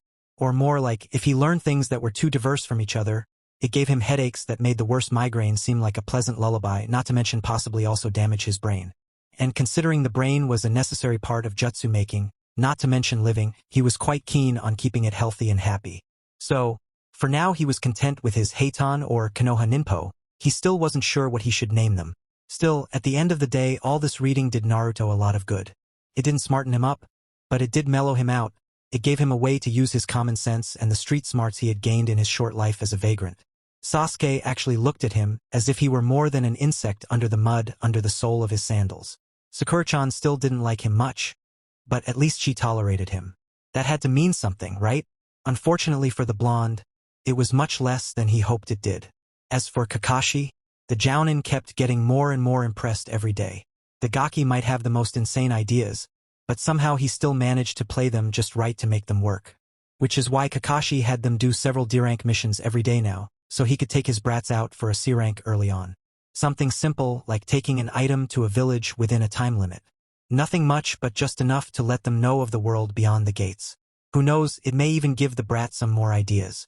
Granted, most of them were insane and impractical, but skills like the Konohagakure were. They were pure gold at the hands of someone who can use them properly. So, it is obvious that Kakashi's surprise was great when Naruto called him over while on the job, bouncing up and down excitedly. Kakashi-sensei, I made a new jutsu. Look, look, look, he said and showed a leaf floating above his hand. You made a leaf float? Kakashi deadpanned. He expected more than just a floating leaf, but, wait, what? There was a distortion on the wind around the leaf? He was lucky he could pick that little detail out, probably because he had something stable to compare it to. Naruto, what's that technique? He asked, curious this time. Well, sometimes you just run out of shuriken, right? Or you don't have time to pick them up or something. Or you just want to surprise someone, right? So I made this. Konoha Ninpo. Konoha Shuriken. I put in my chakra to make it really stiff and then some wind chakra to give it an edge. Watch this. Right after, the excited blonde threw the leaf at a tree. Or rather 3 inches into the tree. Kakashi gaped. Imagine an enemy knocking you to the ground. You cower and scramble for help, inconspicuously clawing around for traction. Then you pick up a leaf. As the enemy readies to deliver the final blow, you throw the leaf straight into their throat, or any other vital spot for that matter. Instant surprise counterkiller move. Well done, Naruto. That's a useful little jutsu, if you can surprise your enemy. Of course, after the first time it's used, no one is going to fall for it, of course, but it could help. Naruto nodded semi-sadly. I know, but it isn't ready yet. At Kakashi's inquisitive look, Naruto rubbed the back of his head. Well, more like, I originally wanted to throw the leaves as well with my chakra, but I just can't get it right yet. Maybe I need more training, dunno. But I was really thinking about the name. Something like Konoha Ninpo, Haden, Leaf Ninja Art, Leaf Bullet/Shot, or something like that. Seems I have to train more. Chuckling uncomfortably was all Kakashi could do. It seemed one of the world's most innocent items would soon become something fearsome. For your next mission, you can walk some dogs, remove the stones in a field, babysit some children hiss, Miro, Taurus CHWN, come back to mommy, or go looking for Tora again, sighed the 3rd Hokage, also known as Sarutobi Hiruzen. Naruto's reaction, however, was everything but as subdued as his Kage's. He fell to his knees pleading and bowing. Please, have mercy, anything but that. Please, Hokage-sama. I beg you. I implore you. Please give us a better mission. Have mercy on us. Irika tried to interrupt with a detailed listing of how genin only do D-rank missions and blah blah blah, to be stopped by Sandame's careless. Alright, if Kakashi also agrees. Ignoring Irika's stunned attempts at disagreement, Kakashi looked away from his PR, literature, only to find himself face to face with 3 begging faces doing the perfect imitation of a puppy's pleading eyes. He broke, of course, no one can resist that technique, but he had to look cool while doing so. Well, it's alright by me. The brats have improved enough to take a simple mission on, nothing more than a C rank, something without fighting hopefully. Yada ah! One hyperactive blonde shouted at the top of his lungs before proceeding to bounce around happily. For all his headaches from Kagabunshin overuse, some would say abuse, he was still as excited as ever. Of course, mere seconds after that he chose to crouch down on the ground, hugging his head thanks to all that pain he suffered. Still, it was easy to see a smile on his face, as well as on the faces of his teammates. They had all been so bored with D-ranks. Really, what part of remove the weeds from the field turned them into better ninja? Lee and Guy could argue that it made them stronger, but really, that's just them. So, piped up the blonde once he was done cringing. What kind of mission is it? Recover some long-lost, precious artifact? Save someone important? He had stars in his eyes now. Oh, maybe go in another country, incite a rebellion and win it with our awesome skills. The Hokage seemed to actually think about it, though he was mostly teasing the boy. Yeah, we could do that, but then you could just take the darn hat off my head, Naruto-kun. And then, I would have no hat to shield me from the harsh, hot sun. He chuckled at the boy that somehow seemed apologetic enough to start promising to get Gigi a new hat before becoming Hokage. But for now, let us stick to something simpler like a relaxed bodyguard mission. Irika-kun, please send Tazuna-san in. He said to the still stunned Chunin, almost laughing at the man's expression and near-robotic movements, who said that being a Hokage sucked. The client, however, wasn't as amused as the Hokage was, not at Irika but at the 3 snot-nosed brats that would be escorting a super bridge builder such as himself. That little comment, however, resulted in Naruto cutting the man's sake bottle in half with a single leaf and then raising an eyebrow. Sasuke almost chuckled while Kakashi explained that even the village's dropout can kill a man with nothing but a single leaf, so maybe angering them wasn't exactly the best move on his part. As for Sakura, between scolding Naruto and gawking at the fact that Sasuke had, for once, expressed an emotion on his face, was too out of it to comment. Then Naruto asked the dreaded question, though no one knew it would be so until then. So how long will we be gone? Couple of days? 3 max, right? It was right about that time that every member of Team 7 and a regretting Hokage realized that with Naruto never leaving the village. He had no idea what the word distance meant. Haha, no way, we'll need 2 days to go there. 2 to come back and we'll stay for at least a week, said Kakashi happily. His happy mood vanished when he realized Naruto had stopped dead in his tracks and in fact looked absolutely terrified if that shaking was anything to go by. WWWW what? No. That's a joke, right? Haha, very funny Kakashi-sensei. No way I'm gonna leave for more than a day. No fucking way. The fact that he cussed out made it all the more shocking. Well, sorry to say, but yeah, that's the minimum amount of time we'll be gone, at least 9 days if everything goes well. Better make preparations for 2 weeks, just in case. At 14 days? No, I'm not leaving for 2 weeks. My pretty's going to suffer. They're going to die. I'm not leaving them alone for that long. Not even for your hat, Gigi. Now that was cause for serious concern. Naruto would never say no to the hat, because, as everyone knew, wearing the hat meant you were the Kage. Naruto, who's going to suffer? Asked Kakashi, crouching down to a frantic, hysteric, even Naruto. My plants. They're going to die. He wailed, almost like having the funeral of a dear friend. I have to water them and feed them. Even if someone else goes, they're going to feel so lonely without someone to talk to them. You talk to plants? What are you, an idiot? Snapped Sakura, mostly due to being relieved it was something that unimportant. She should have kept her mouth shut because the glare sent to her by the blonde was absolutely freezing. I'm an idiot? Who pulled us through Kakashi-sensei's test? Who has made 3 new jutsu? Who is it that supplies our team with dozens of clones to do our missions in 1/10 of the time? Call me an idiot if you will, Sakura, he hissed, omitting the honorific to show how upset he was. But the scientific truth is that plants grow stronger and better when someone converses or sings with them. Even plants have souls. Then he had already switched to his morning child mode. And I'm going to abandon them. What a cruel, harsh fate. At this time of year when I must carefully trim their leaves so they can be at their best. Such a dangerous time to make sure no pollen goes to the wrong plant to keep the line strong. After 6 years of careful planting and maintenance. And by now he was on his knees, a veritable mess. I am sure someone will go water them every couple of days. Kakashi chuckled uncomfortably. Couple of days? Couple of days. Raged Naruto, fire in his eyes. Do you not understand the careful precaution needed to take care of a purple iris flower? As soon as he said that, the sole female Anbu that stood guard gasped audibly enough she was heard outside the room. The sealed room. You cultivate purple irises? Sakura's voice betrayed a shock poor Sasuke hadn't seen before, so he asked her why that flower was so important. Sasuke-kun, purple irises bloom only once per year and need perfect conditions to do so or they become ruined. Their pollen is key ingredient in many aromatherapy essences. Its stalk is a unique counter to several poisons, and its petals can be sprinkled over food to maintain its freshness over a great amount of time. It's one of the hardest flowers to grow, in fact. Whole greenhouses can be devoted to the cultivation of merely 10 pots. Naruto, since when have you been growing your plants? Asked a rather shaky Kakashi. He had had his life saved by such innocent flowers, so he had taken his time to learn about them.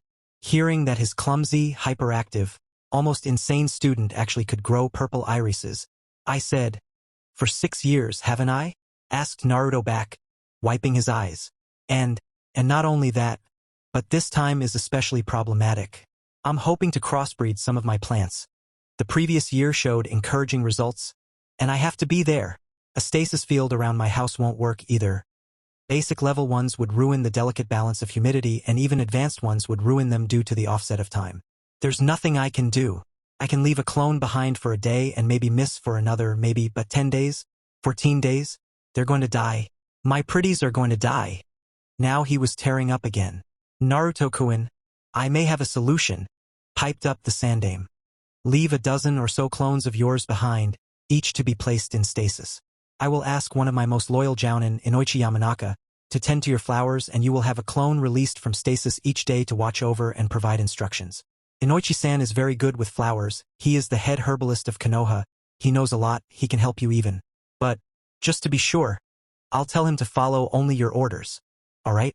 Naruto only nodded half-heartedly and made several dozen clones while the old man sighed and got his sealing kit. The boy wouldn't trust anyone but the Hokage with it. Meanwhile, Sasuke thought about making fun of the blonde about his obsession over a few flowers.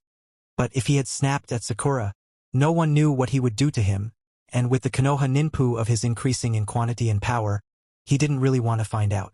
So it was with a heavy heart that Naruto left Konoha to go to the Wave Country, a fact he never stopped glaring at Tsunami for. The poor man looked very uncomfortable with Naruto, and with good reason at that. Who knew where the blonde was planning to send his cutting leaves next? At first it was calm and quiet, something the Jounin was grateful for. I mean, if there was trouble, he'd have to stop reading Ika Ika, and that's just not good, right? But somewhere within him, the veteran shinobi, whom he hides unconsciously because one look from him would make half of Konoha's Jounin to shit their pants, also noted that missions without trouble are the best.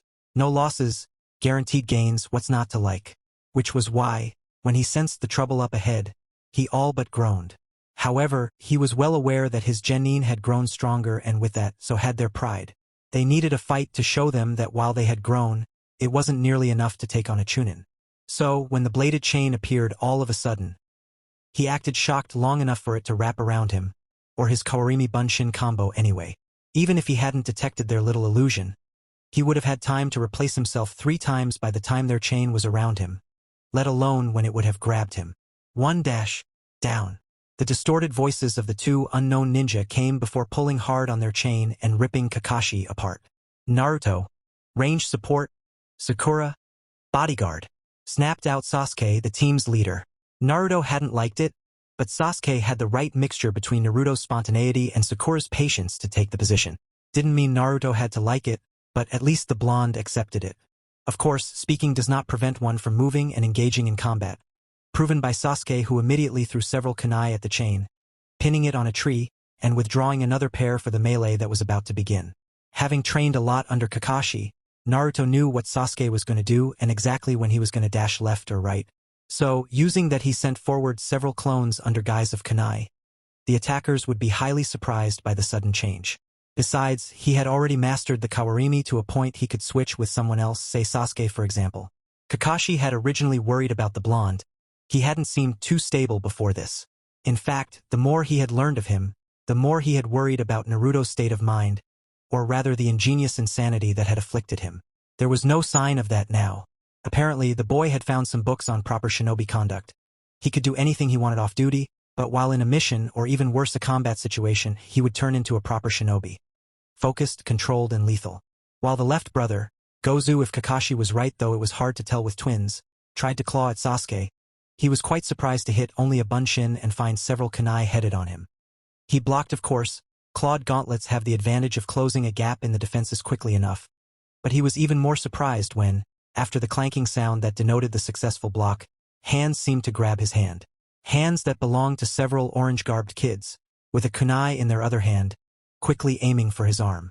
Gozu of course tried to reel back, but the clones had a firm grasp on his hand, which was attached to him, and quickly stabbed, ruining his hand until he could get to a medic. Of course, one did not become a shinobi, let alone a rogue, without some backups to fall back on. Biting back a curse from the pain, Gozu's left hand went to his pack and pulled out a ninjato. One good thing about him and Meizu was that they often changed positions in their attacks. Hence they had both trained themselves to fight with either hand, becoming ambidextrous. He might not have enough strength to launch a proper offense, but Gozu was sure he could at least raise his clawed hand in defense. Alas, it was not to be. Kakashi had decided that enough was enough. The clones wouldn't last the attack, and no matter how well Sasuke was doing against a similarly disabled Meizu, who had caught a kunai with his kneecap and now cursing inventively enough to surprise Tsunami, it wouldn't matter in the end. A genin is a genin. A talented genin is still a genin. Sasuke and Naruto still had a lot to learn, but their progress was visible. So, with a burst of speed he was sure would amaze his students. He really didn't need to go full speed against Gozu and Meizu. The poor fools hadn't even realized they had only gotten a poor log, blessed it be in its logness. Well done team, good job. He praised his brats once they relaxed after finding their targets unconscious in less time than it takes to blink. Kakashi could honestly say he liked the unvoiced awe in their eyes. Then there was Tsunami. 2 Chunin wouldn't have dared attack a jounin like himself without good cause. He was quite famous after all. Neither would they go after a pair of genin. So why had these 2 attacked them? The only answer would lie with Tsunami. There were other answers of course. But Tsunami was the easiest one to investigate without going further into interrogation than he wanted to show to a bunch of genin. Who knew if the next Orochimaru hid beneath one of those innocent faces? So, anything you want to share with us, Tsunami-san? Ah, there it was, that flinch that every untrained person, and ashamadly enough many shinobi, made when caught red-handed. What do you mean Hataki-san? Asked the nervous man, this time managing to draw the genin's eyes on him. Well, apart from never calling Kakashi-sensei Hataki-san before, the flinch when he addressed you and the fact you seem ready to bolt. Naruto listed off casually but making sure to ready a kawarimi with a stone just in case the man tried to run off. There's also the fact these guys would never have attacked a jounin as famous as Kakashi-sensei or a bunch of new genin like us. So yeah, I think he means come clean now or something to that effect. And no way. I am just an average bridge builder that dash. Oh, would you cut that already? The act's getting more annoying than your regular behavior, you drunkard. Sasuke snapped. And what would you know, brat? Snapped Tsunami back. My country's dying because of a rich midget. My bridge is this country's sole hope of survival. Do you know how it is to see your people's spirit die day by day?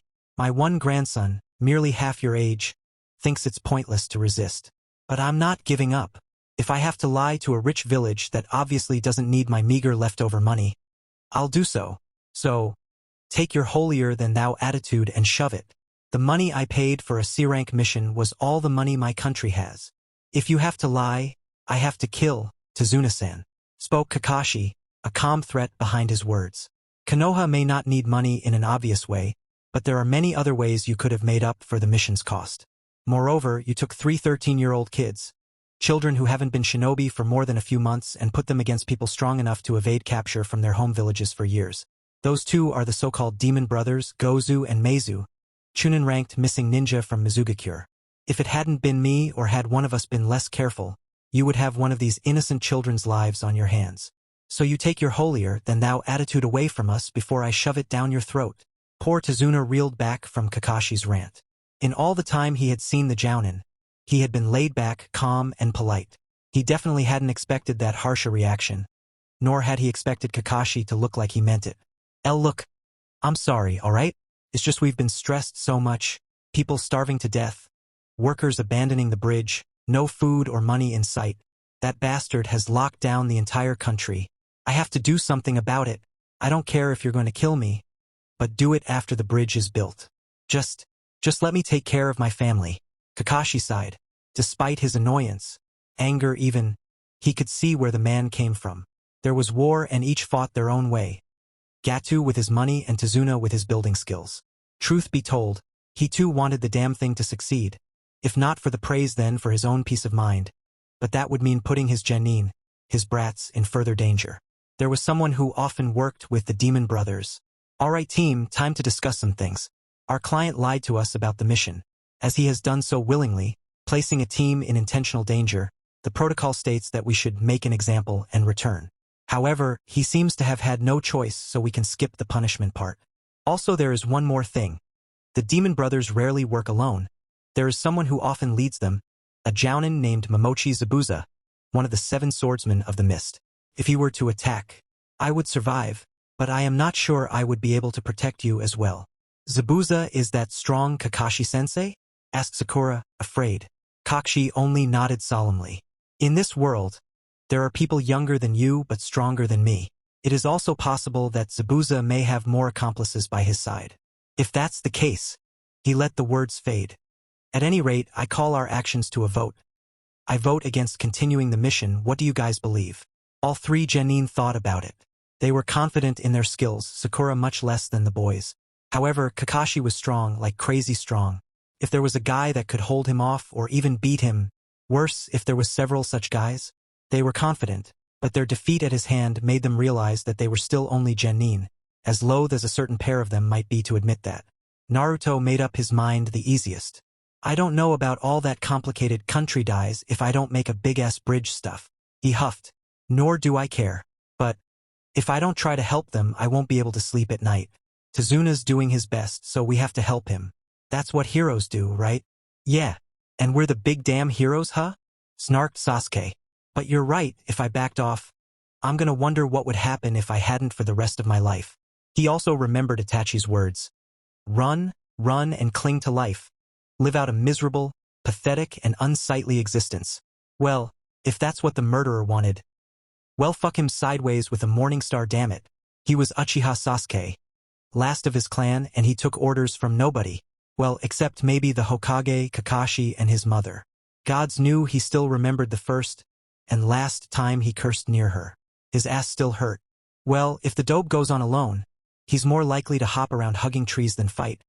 Guess someone will have to keep him in line, so I'm going as well. Sasuke finished, snickering at Naruto's indignant cries. None of the two would admit it, but that banter of the two was balm to their soul. They had both been so unbearably lonely that they sometimes doubted the world around them even existed. Their friendly banter and disagreement. It was like having reality prove itself as real, like a moment of clarity in a period of insanity. The fact they would both admit to being insane at any moment made it a bit more literal, but that's a different story, one that involves ramen, tomatoes, a log, and a string, though someone would add a mouse. Seeing the other two agree, specifically Sasuke-kun, Sakura's choice was obvious. Well, since Sasuke-kun is going, I will go too. Fangirlism, the world's greatest scourge. No, I did not make a typo here. Every world's. Kakashi sighed. He could sympathize with the brats. Pulling back from their very first mission was a matter of pride for them. Then there was also the fact that Wave Country would die if they didn't do something about the situation. Very well, we're moving on. Sasuke, take point. Sakura, rear guard. Naruto, you and I take the sides. Make some clones to scout, but keep them close. Taking their positions was done quickly and efficiently, helped along by hours of training. Many clones were also dispersed to help create a rudimentary perimeter. It wouldn't help much, but maybe, just maybe, they'd get lucky. That plan was quickly scrapped as they reached a river. Kakashi could easily cross it on foot. It was part of being a trained ninja for so long that he could do things nobody else expected. But his students couldn't do that yet. Well, Naruto might be able to, if he knew how. He had to have learned to control his chakra lest he burned out his leaves, but he hadn't taught them this particular trick. He resolved to fix that mistake as soon as possible. So, for now they would cross over on boat. Thankfully Tsunami had a friend that would take them to the other side. Through the mist, the grand creation of the bridge builder was slowly revealed like a ghostly silhouette. Amazing! Breathed out Naruto as he laid eyes on the building. Not one of the Konoha ninja could disagree. It was truly magnificent. Seamlessly falling back into formation, Tsunami hoped he would get to his home quickly. There was little time to waste. Gotouge's men would soon come out for patrols and, as much as he might have wanted to believe in the ninja escorting him, he didn't. What could 3 brats and a single man do? Suddenly, Naruto and Sasuke turned and threw a kunai each at a nearby bush, prompting Sakura to squeal in terror and surprise, while Kakashi quickly went to the bushes to see what his genin caught. A rabbit. Or bunny, whatever. He could never tell the difference. Women could apparently. But he was a hot-blooded male, thank you very much. The only problem? His fur was white. White fur. But it's summer, so why would it? Then came the expected, ooh shit moment, and he quickly dove to Sakura and Tsunami, pushing them to the ground. Get down! Not a moment too late either as Naruto and Sasuke hit the deck, letting a spinning blade pass right through where their heads were and hack straight into a tree's trunk. Well, if it isn't Hatake Kakashi. I'm kinda honored to meet such a legend, Kopinin. Spoke the man that seemed to phase into existence over the cleaver-like sword. I'd love to stay and chat, but since I'd like to get this over with soon, would you mind giving me that old man? Kakashi sighed. It was one of those days, wasn't it? First the demon brothers, then Gotouge, and now Zabuza? What god had he pissed off lately? I'm afraid I can't Momochi Zabuza. Even though he is a lying drunkard, he is still our client and honor demands we protect him. How about you let us pass today, demon of the mist? Exchanging pleasantries with a rogue ninja. Oh, the novelties of shinobi life, eh? Seems like we're at an impasse then. But you already knew that, didn't you? So, how about we get this show on the road? Kakashi sighed. He knew what was coming after. The technique that was perfectly fitted to Zabuza. There it was. That placement of his hands. Twin ram seals, one in front of the chest and the other overhead. Kirigakure no Jutsu. Zabuza's voice intoned before the mist thickened and covered everything. 8 points, lethal and vulnerable. Liver, lungs, spine, clavicle artery, neck vein, brain, kidneys and heart. So, where should I go for first? Zabuza's voice came from all around the group, successfully scaring the crap out of the genin. Kakashi sighed. He knew he had to do this, but that didn't mean he had to like it. His hand went to his headband and pulled it up, revealing a weird eye. Where his other was black, this one was a deep crimson red and had 3 tomos surrounding the pupil.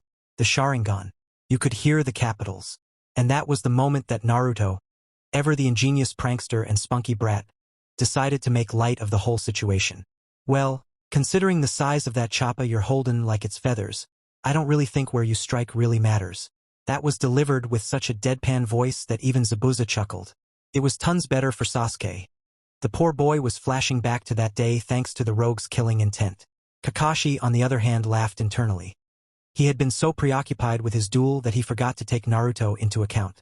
Naruto, give us a smokescreen, he ordered, smirking. The mist ninja was in for a nasty surprise. A smokescreen? Are you an idiot? I am a master at silent killing. I could kill you before you even realized it. On top of that, I've already placed a smokescreen, so its obvious visual impediments are to my advantage, so what dash? Oh, would you shut up, no brows? Naruto challenged, his love for riling people up awakening. What's that sword for? Compensating for something? While the poor rogue gaped at the boy's apparent gall and lack of fears, internally also admitting that the blonde probably had balls of solid steel to say that to him. Naruto was finished molding his chakra the way he needed to. It was necessary after all. He had to alter the jutsu just a bit. Create more wind to blow away the mist and also charge more chakra for his ugi. Kage Bunshin no Jutsu, he whispered, creating several clones and hiding them before shifting his hands to his unique jutsu. Kanahagakur no Jutsu, wind picked up violently, tearing leaves from the trees and lifting them from the ground before spinning them randomly around. Naruto almost called it his shitstorm jutsu for obvious reasons. Kakashi couldn't help but smirk. Now it was a bit more even. Zabuza depended on extreme sense of hearing to find his targets. However, the fluttering leaves completely disrupted it. Kakashi, on the other hand, depended on his sense of scent, which the leaves did little to prevent. Sure, the wind impeded it a bit, but not nearly enough to stop a genius shinobi like himself.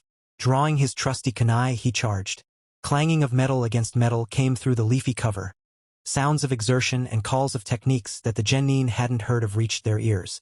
In the middle of the shitstorm, Zabuza was being pushed back. Kakashi was of a very high level and, even though the Sharingan wasn't fully operational in such circumstances, he was still good enough to nail him a couple of times.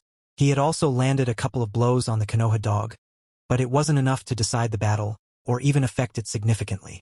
Damn it. Fine, if it's like that, then it's time to take it up a notch. Allowing himself to be driven back was easy. Back onto the water. Then, a quick half-seal after ward and a water clone came from behind him, quickly replaced with it, and there, Kakashi stabbed it, destroying the clone, and falling right into Zabuza's trap. Suetun. Suiro no Jutsu. Water rose around Kakashi and made a bubble of heavy liquid. Prison. Well shit. Kakashi deadpanned. Then, frantic. Sasuke, Naruto, Sakura. Take Tazuna and run. He can't chase you while he's concerned with me. Surprised and worried by his teacher's cry, Naruto let up on his jutsu and gasped at what he saw. Kakashi-sensei was trapped. That was not good. Definitely not good. Well, when life gives you lemons, make orange juice and let the world figure out how you did it. Like hell we're running away, right Sasuke, Sakura? Dunno about you Kakashi-sensei, but running away just ain't my style. You know? Let's kick it up a gear to Bayo. Chakra surged around Naruto and he grinned. His clones behind him sent several covert signals to Sasuke. The genius should be able to figure things out. Humph, disrespectful brat. I will teach you the meaning of fear and pain. For now, these clones of mine should be enough to finish things. And with a single seal, something that surprised Kakashi greatly, several clones of Zabuza rose from the water and walked forward, intent on killing Team 7. Naruto walked forward, taking point. He had to do this just right now. No second chances. He closed his eyes and focused. The words came to his mouth more in order to enhance his focus rather than for any true need. Heitan, Morinomi, leaf style, forest's eyes. He breathed out. Kakashi watched in surprise as the Kanahagakur picked up once again, but not so strongly as before. It seemed more like an aura around Naruto. There was also this peculiar chakra that came from the leaves. To Naruto, it was an endless, black void, littered only by lights moving around him, carried on a wind of his creation. Where they flowed, it was free. Where they met resistance, he knew it. Zabuza could no longer hide from his eyes. Initiate second phase. Naruto's overhead hand, his right, suddenly lashed to the right and then to the left in a cutating movement before making a quick circle back to place. If you think you can fight me, then come, Zabuza. I am the leaf-style shinobi, Uzumaki Naruto. Humph, as you please, brat. Die! He called out to the taunt and his clones flew forward. Naruto's clones also charged ahead, straight at Zabuza's clones while the originals remained rooted to the spot. 2 cleavers flashed in attack. 2 puffs of smoke. Nothing. Kakashi gaped. The clones. Konoha Ninpu. Ugi. Mori Uriai. Naruto called out proudly. Zabuza's clones broke down to water as Naruto's clones appeared over them. Kunai wet with water. What? What happened? Sakura asked Sasuke, mirroring Zabuza's question. Only Kakashi had seen it, his Sharingan spinning in amazement. That ingenious brat. That's why he had asked me about Kawarimi. Leaves are normally too small to replace oneself with, but with the amount of his chakra imbued in them, it must be easier than a normal log. Also, thanks to him slowing down the Konohagakure, the clones could easily choose which leaf to replace with. The ball is now right in Naruto's court. Well done. While everyone gawked at Naruto, Sasuke wasn't about to let it go. Discreetly, he readied himself and left the open field, leaving a Bunshin in his place. It wouldn't do much, but thankfully it would buy him the time needed. Naruto's clones charged Zabuza now faster and he replied by calling out several more of his clones. It was no use. As soon as the water clones attacked, Naruto's clones would instantly replace themselves with a leaf and attack. Of course they had to keep one hand constantly in a half-ram seal, but the Ugi was still imperfect. Still, they were winning. Sakura watched in awe as Naruto's clones seemed to flutter in tandem with the leaves, their master not once moving from his spot or opening his eyes. Eventually, Zabuza found the lag time needed between each substitution, but with the clones moving so completely randomly, it was hard to take advantage of it. Even as he struggled, sweating more and more to keep up with the damn brat. How much chakra did the blonde have anyway? Sasuke instead smirked. For clones had followed him into the foliage, and they all linked together their shuriken and wires. It would all depend on a moment's notice. Seamlessly, the clones replaced themselves with the ones fighting, with none being the wiser to the strings attached. Thanks to the rapid movement, none but Kakashi, whose eyes picked up the reflection of steel. He didn't have much time to think about it because in an instant, the trap was sprung. Shuriken came from the forest, circling around Zabuza. Their sound unheard until it was too late thanks to the clones suddenly shouting now. Wires, sharp and hard, raped around Zabuza and the 4 clones dashed in 4 different directions, essentially binding up the ninja, breaking his prison jutsu in the process. What? When did these guys? Zabuza was beyond surprised. These greenhorns have managed such a plan? Unbelievable. The wires wouldn't hold him for long. He was strong enough to break them easily. But in that time, Kakashi rose from the water, looking like a wet dog ironically enough, glaring holes into Zabuza. Well, seems like we are on again. For the record, a move that worked once on me won't work again, Zabuza. What followed after that declaration was a fight between 2 titans. 2 jounin that were fully deserving of their rank. Unlike others, ****Ebisu***. The end to the fight, however, was very anticlimactic. Just as Kakashi was ready to kill Zabuza, 2 needles flew out of the trees and stabbed Zabuza on the neck. Another ninja appeared then, claiming they had been hunting Zabuza for a long time and took him away for disposal. Mere seconds later, Kakashi fell over, unable to move. His Sharingan had exhausted him. Naruto was quick to follow, only not so badly off. He still had a lot of chakra and endurance, but Mori no Uriai and such an extended Konohagakure no Jutsu had sapped him pretty badly. Of course, that did not keep him from boasting to anyone with half an ear to hear. Moving to Tsuna's home was peaceful after that, even though they still made haste just in case. Once there in its relative safety, and in the arms of a very attractive woman, Kakashi was very happy to note. Kakashi called a team meeting. First of all, I should congratulate all of you. Even if you did nothing, Sakura, just the fact you held your ground against Zabuza speaks volumes of you, trust me. Sasuke, Naruto, you also cooperated excellently and got me out of that nasty situation. Sasuke, your shuriken jutsu are top-notch. I don't think Itachi was ever as good as you are now. Keep up the good work. He smiled and received a smile in return. Also, Naruto, good job with that jutsu of yours. You really caught me by surprise, replacing yourself with your own jutsu sleeves. It was a good name, Forest Ghost. Naruto smiled proudly. He had worked his ass off for this and finally, it was paying off. I know. I had to slow down the Konohagakure and reduce its spins so it's easier to control the Kawarimi. You actually have to predict where the leaf is going to be when the jutsu activates or else you'll end up completely off, you know? The half ram in front of my chest is responsible for the chakra mold, but the other hand controls the spin and directions. That's why I did that with my hands. I had to remove a few spins. Then, when you have the spinning down to your desired level, ready the Kawarimi and choose a leaf. Since you're making the jutsu, you know where it's going to end up, but getting the timing right is hard. There's also the Kawarimi that dash. Naruto, why are you explaining the jutsu to us? Sasuke asked, rightfully curious. The blonde had even pulled out a few scrolls with the names of his jutsu on each scroll, except the Morinomi technique. Naruto just shot him a questioning glance. Why? Because I want to teach it to you, of course.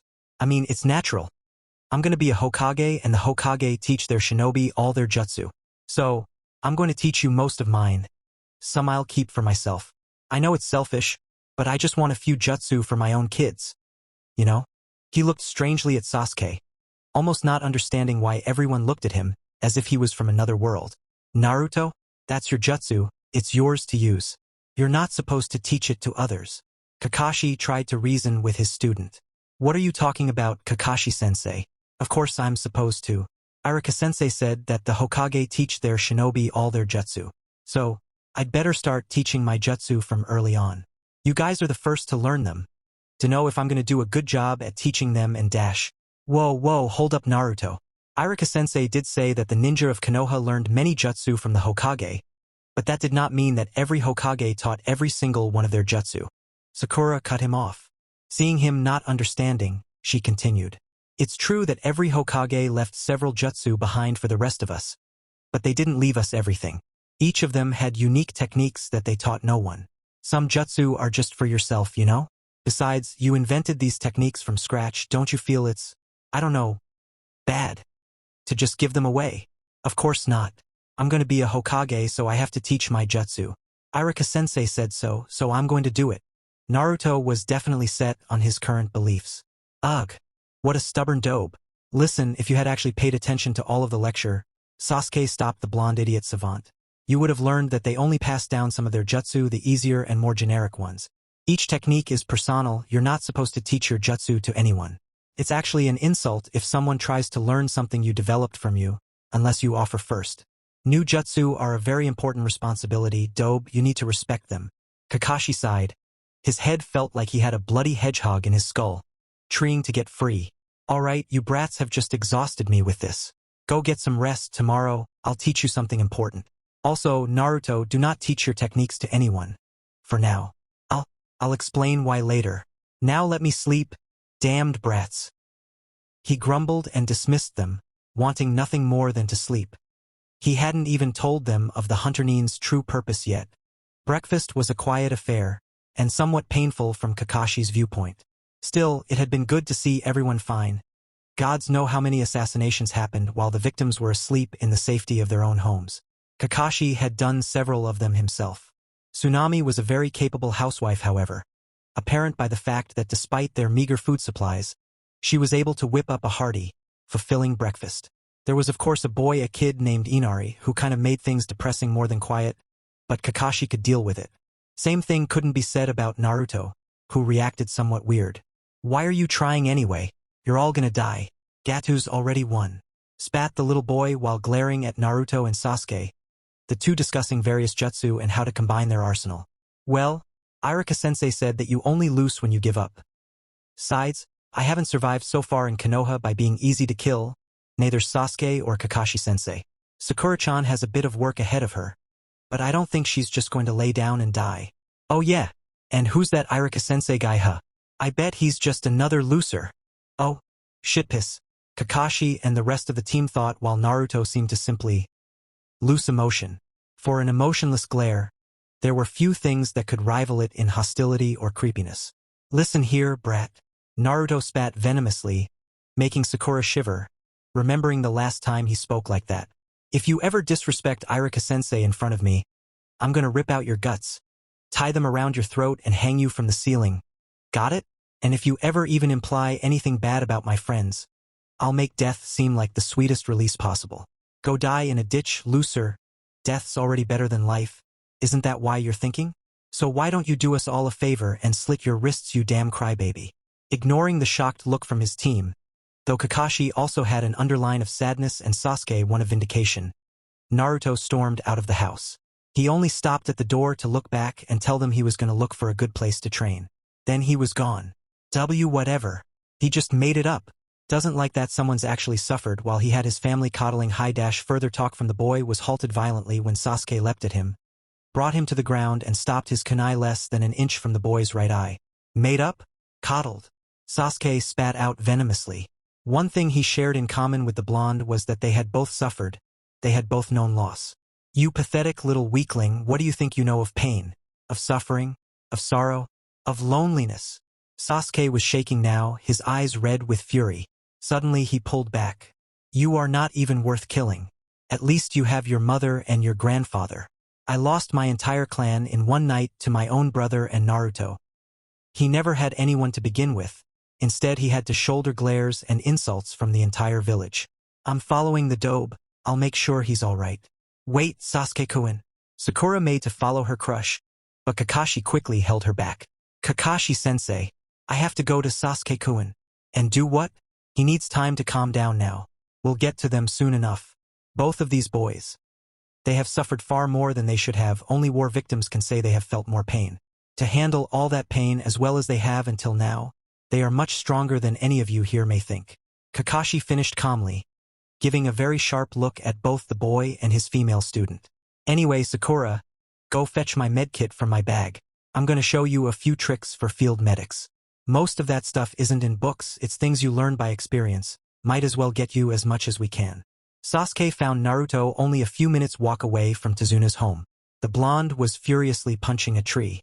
Impressively enough, he had already made a dent into the wood. Life's not fair, you know. Sasuke began, nonchalantly, though internally he was just as angry as his teammate. He could just control it better. I know. I've known since I was little. Why did other children have parents? Why did they laugh? Why did they have toys? Why did they have food and clothes? Naruto stopped punching the tree, instead preferring to lie back against it. I've known it, but that doesn't mean I like it. Instead, I get that damn brat thinking he's got it the worst.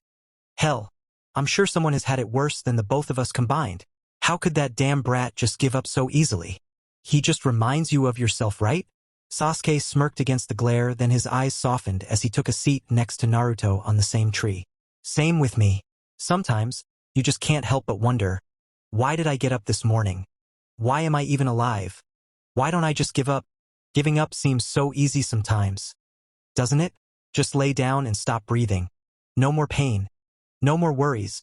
Just silence, darkness, and peace. But we're not meant for peace, is that what you say?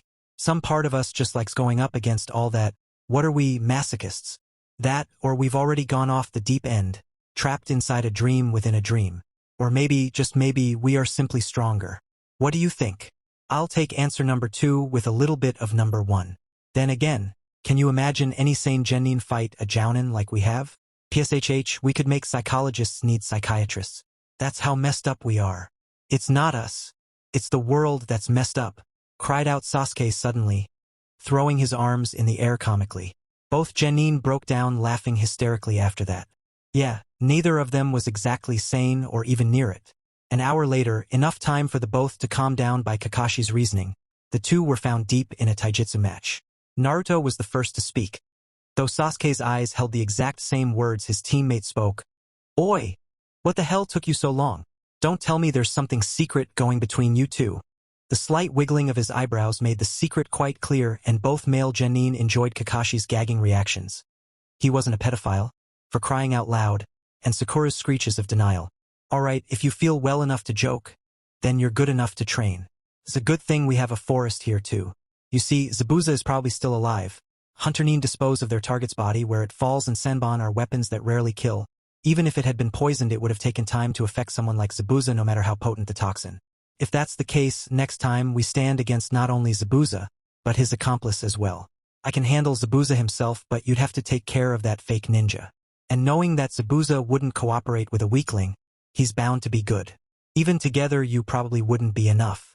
Or at least not without one of you dying. He amended, remembering how good their teamwork really was. So, the only way to win is by me power training you into a few tricks that may save your lives long enough for me to win and come to you. I'm sure that the other ninja is probably strong. But he can't be that good, can he, Kakashi-sensei? Asked Sasuke, quite upset that his skill was being called into question. I didn't even sense his presence, Sasuke. That makes him an expert in assassination. If he's Zabuza's accomplice, that also means he's good at striking from cover. So even Naruto's Konohagakure wouldn't be as useful. Your only chance is for me to eliminate his concealment and hope his direct combat skills are not better than his silent killing method. Now, here's the first real piece of training you're going to receive. I'd be surprised if you finish it in less than a week, but even if you do, you will continue training it. It's very important and useful. Now watch carefully. And with that, Kakashi walked, or limped, towards a nearby tree and began walking straight up. How? That's impossible, cried out Sakura rather loudly. Stealth wasn't her forte. With chakra, deadpan Naruto. I mean, we can throw fireballs and stuff. Kakashi-sensei and Zabuza fought on water. Is walking vertically so hard to grasp? Obviously, he seems to be channeling a small amount of chakra to the soles of his feet. I saw the grass move a bit, but not too much. Am I correct, sensei? Sasuke kept up the observations. He was good with that. But the books and the teachers hadn't said anything about walking on trees. She kept on her denials. Because if they had, all of us would have tried and gotten injured. Also, can't have ninja training techniques just lying around pointlessly. Even the basics can be used by the enemy. Did you already forget what Hunter Nin are all about, Sakura? Naruto sighed deeply. He had liked her for a long time. Even now he felt something for her. However, the more he got to know her, the less he liked her, or at least that way. She was far too unbending, adhered to the rules far too much. Her imagination was about as interesting as a salted slug and, for all her smarts, she really didn't think that fast, only complicated. In short, they were too different for him to continue to go after her. Not to mention she insulted his plants. The fact that Naruto might have sneaked into the women's onsen a few days before being sorted into teams and saw the other girls might have also helped his decision. Big might. Well, my dear cute genin, what are you waiting for? Try it out for yourselves.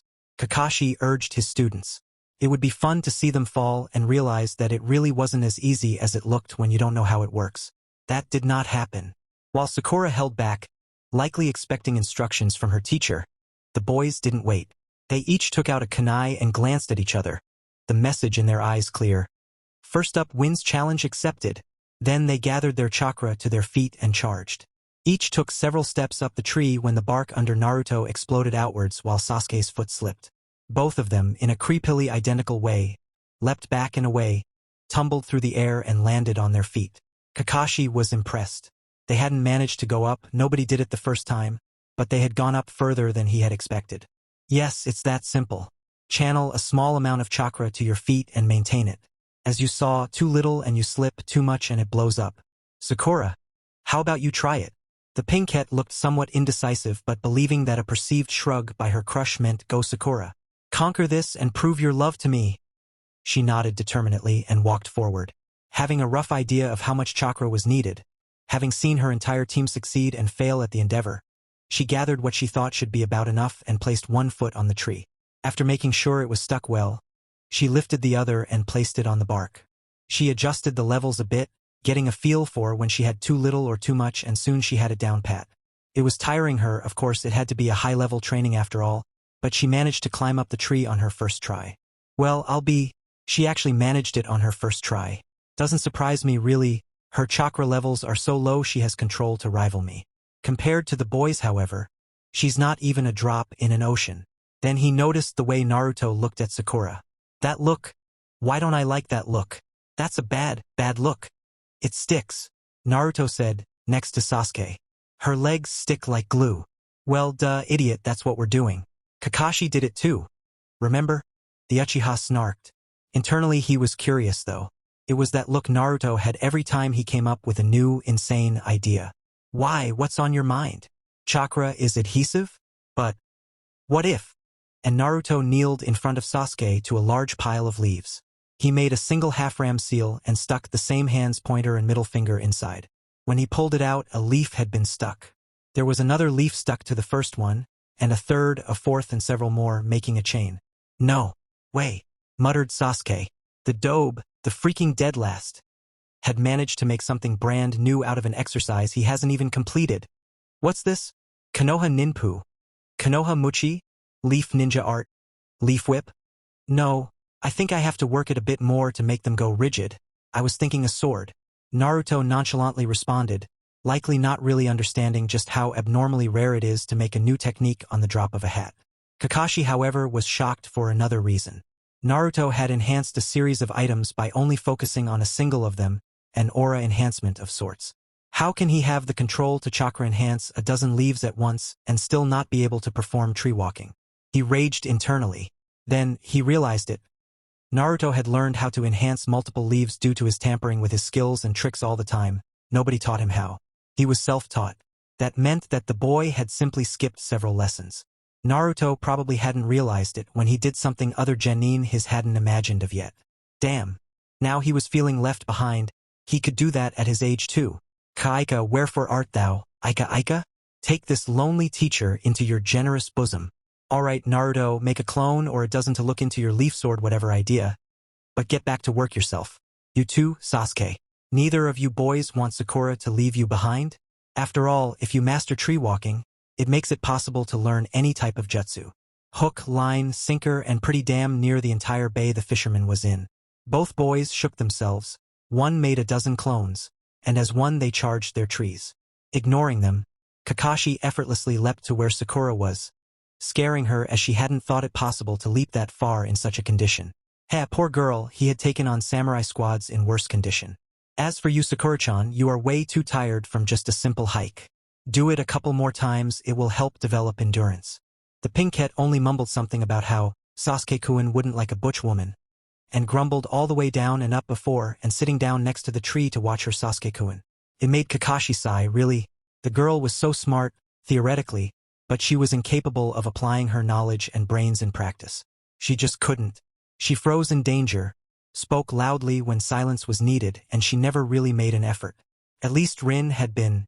The Jounin shook his head, reminiscing about those times was forbidden. So, he instead leaned back on the tree and watched over his students. His barb about them being left behind by Sakura had quickly urged them to work harder than before to make up.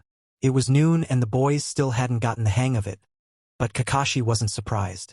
Even if Naruto had managed to do things with chakra, he hadn't even realized he could. Chakra reserves the size of Naruto's were always hard to control. The blonde would probably never manage a high-control jutsu in his life, but it wouldn't really matter, or so Kakashi hoped.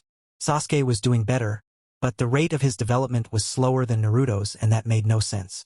Could it be that the Uchiha was limiting himself until Naruto could surpass him, only to have a rival? No, it was different. These two, if Kakashi wasn't sure they were heterosexual, he would have worried about them. But even so, he was worried. Their troubled lives had made them connect with each other, form a bond much stronger than the one they had to their own home. If one of them deserted the village, the other would follow. Sakura, on the other hand, cared little for Naruto, except for the fact that the blonde baka got way too much attention from her Sasuke-kun. How dare he? He was just a no-name loser. The dead last. Even if he had gotten better, she couldn't deny that he was still inferior to her. She was sure of it. After all, she was smarter and she had a family. She was better than him. But Sasuke-kun talked to that baka so much more than her that Sakura was worried. How did that useless dobe manage to get her Sasuke-kun's attention so completely? It was impossible. Sasuke-kun loved her after all. Not once did the pinkette wonder that maybe, just maybe, the raven-haired genin simply didn't care about her, or that maybe everything that she knew of him wasn't close to the truth. Ignorance is bliss, as they say, obviously portrayed by fangirls. Sasuke, on the other hand, was far more accepting of the blonde. He had learned early on in his life that power equals respect. No power means no respect, so he had had nothing of the sort for Naruto. Now, however, the blonde improved faster and faster. He was no genius, he was a prodigy. Sasuke knew himself to be a genius in all ninja arts. Be they genjutsu, ninjutsu, or taijutsu, anything that was taught he swallowed it up. But not Naruto. The blonde didn't bother with traditional methods, he made his own. Sasuke knew he was stronger than the blonde. Even if they both developed fully, they would be equals and different only by their tactics. That's why he respected and accepted Naruto so much. Not only as someone who had suffered greatly yet only became stronger for it, if also a bit less sane, but also as someone who worked his ass off and actually became strong. What use is a weak rival after all? What use is a friend that does not relate to you? To Sasuke, the feeling of friendly competition and unreserved camaraderie was reminiscent of his family, in the best way possible. Healed his soul. The same went for Naruto. In the utter darkness of his loneliness, he had found friends, more than friends, anchors to his sanity. Iruka-sensei and Jiji believed in him. Kakashi-sensei taught him. Sakura-chan was there to bring him back to earth when he went overboard. And Sasuke was just there. He was there to remind Naruto that he was not alone in suffering, loneliness, or even drive. What more could he ask for than a friend, rival, and comrade all in one? So long as Sasuke was there, so would Naruto be there as well. And gods help any poor fool who tried to get between them. Now, if he could only take care of his pretties like they deserved to, how they must be suffering in the hands of a foreign cultivator. How could he ever conceive to know how to hug them and caress them and feed them properly, how to talk to them and listen to them? The next few days went on like that, much to the anger and angst of Inari and annoyance of just about everybody else. The brat just didn't seem to realize that when life gives you lemons, you should make lemon and vodka and share a drink with her. Naruto and Sasuke were making good on their mutual challenge of who would master tree walking first, often spending their downtime sparring to let their chakra recover. It wasn't such a problem for Naruto, but Sasuke still ran out occasionally and just couldn't stand doing nothing while his blonde rival still trained. At least their sensei was always there to break up their fights if they got too serious and provide them both with excellent advice.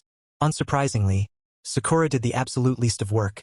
She preferred to ogle Sasuke, berate Naruto, and occasionally, and under direct command, go up a tree or two.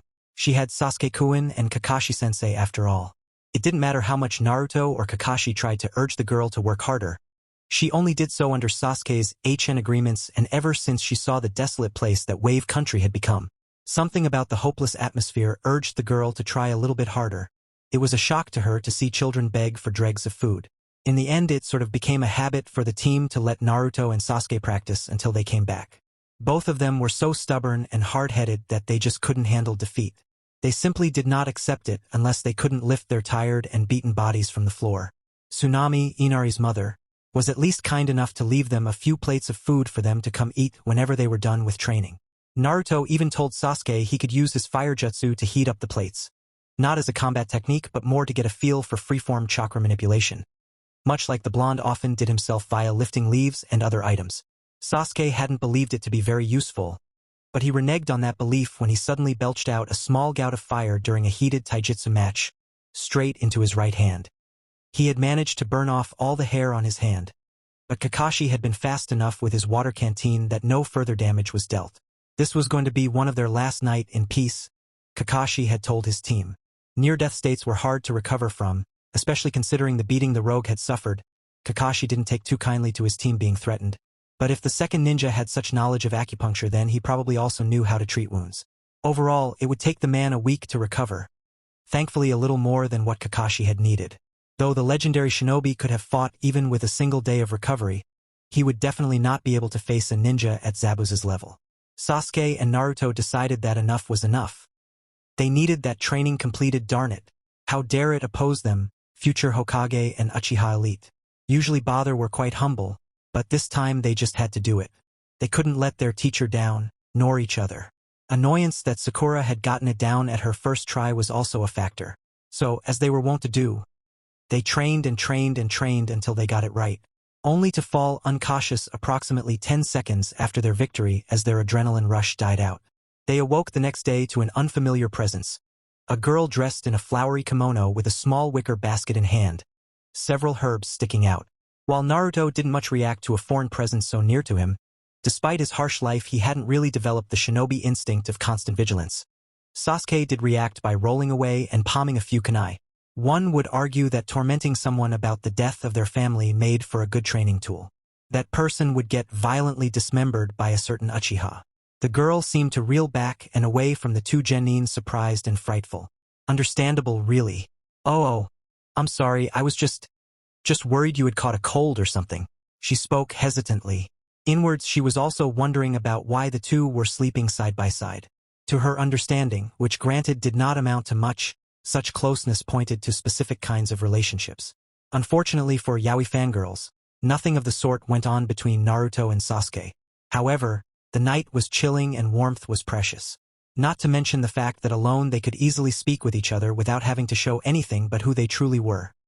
Traumatized children struggling to maintain what little sanity they had left in a world so cold to them. Talking with someone who can understand you under a starlit sky can be very cathartic. Unfortunately, the overactive imaginations of people who never had the chance to go through something like this simply makes doing so forbidden. Nah, we're fine. Thanks for waking us up though. We must really get back to training.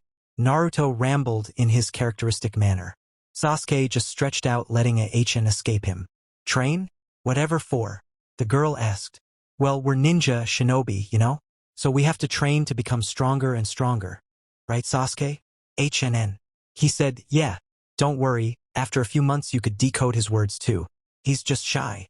Naruto's barb obviously managed to draw attention from the raven-haired boy and he returned a violent, I'm not shy, dobe, making the girl giggle. You two are funny. She giggled some more. But, do you have a special reason to get stronger? People become truly strong when they defend their precious people. Do you have someone like that? She asked, head tilted to the side, innocence rolling off her in waves. No, Sasuke replied, looking away. His dear brother had seen to that. Ah, don't be like that, team. You do have precious people, you have me and Kakashi-sensei, and Sakura if she ever got serious too. A team's like a family, you know? Then what are you, the idiot uncle? The snark wasn't at all hostile really. Nah, I'd prefer that crazy old bat of a gardener with killer ninja moves that far surpass everyone else and is worshipped by women. Naruto hyphenated his own name. Of course, Sasuke couldn't let that chance at some banter pass him by. How about the idiot that everybody is ashamed of? Much closer to reality, dobe.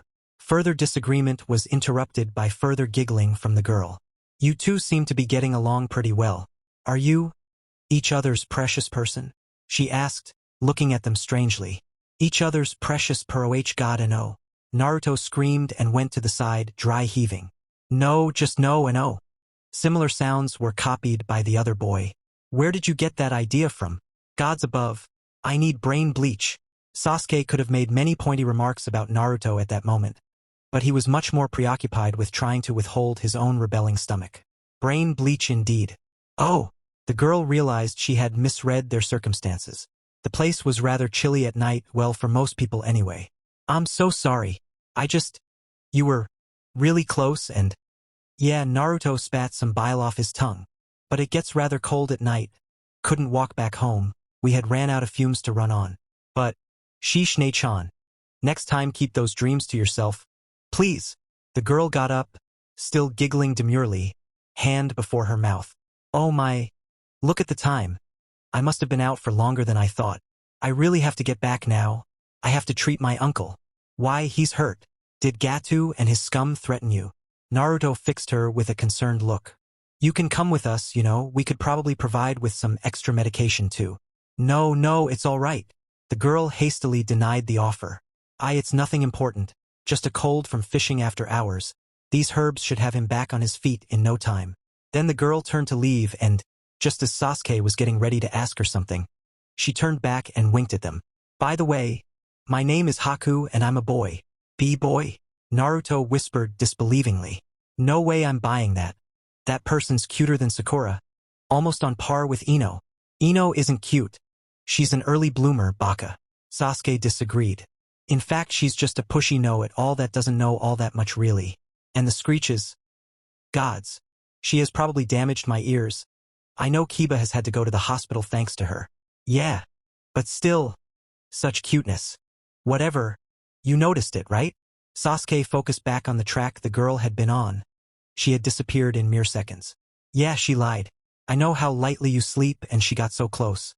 She didn't freak out as much when she saw your knives or when we told her we're ninja. And also, these plants, they're not for diseases. They treat blood pressure and chemical imbalances. Don't forget she refused our offer of help. In a place like this, no one would refuse extra help or medication. But the question is, why did she stay and talk? Why didn't she use a long-range technique? Why didn't she try to attack us? Something's wrong here. Sasuke had been groomed to become a member of the police force from a young age. His mind was already working overtime to figure out these clues. It's like she wanted to tell us something about precious people. Maybe she's being pressured to work for someone, but who? Blood pressure treatment and chemical imbalances. He hummed. Being put to a near-death state would definitely mess up the body, at least for a time. She wasn't treating her uncle. She's helping Zabuza. Are you telling me we just let Zabuza's accomplice walk away? Oh man. Naruto whined, clearly not liking it. With good reason too. If they had taken her out, Zabuza would be much easier to deal with. No, she probably let us go.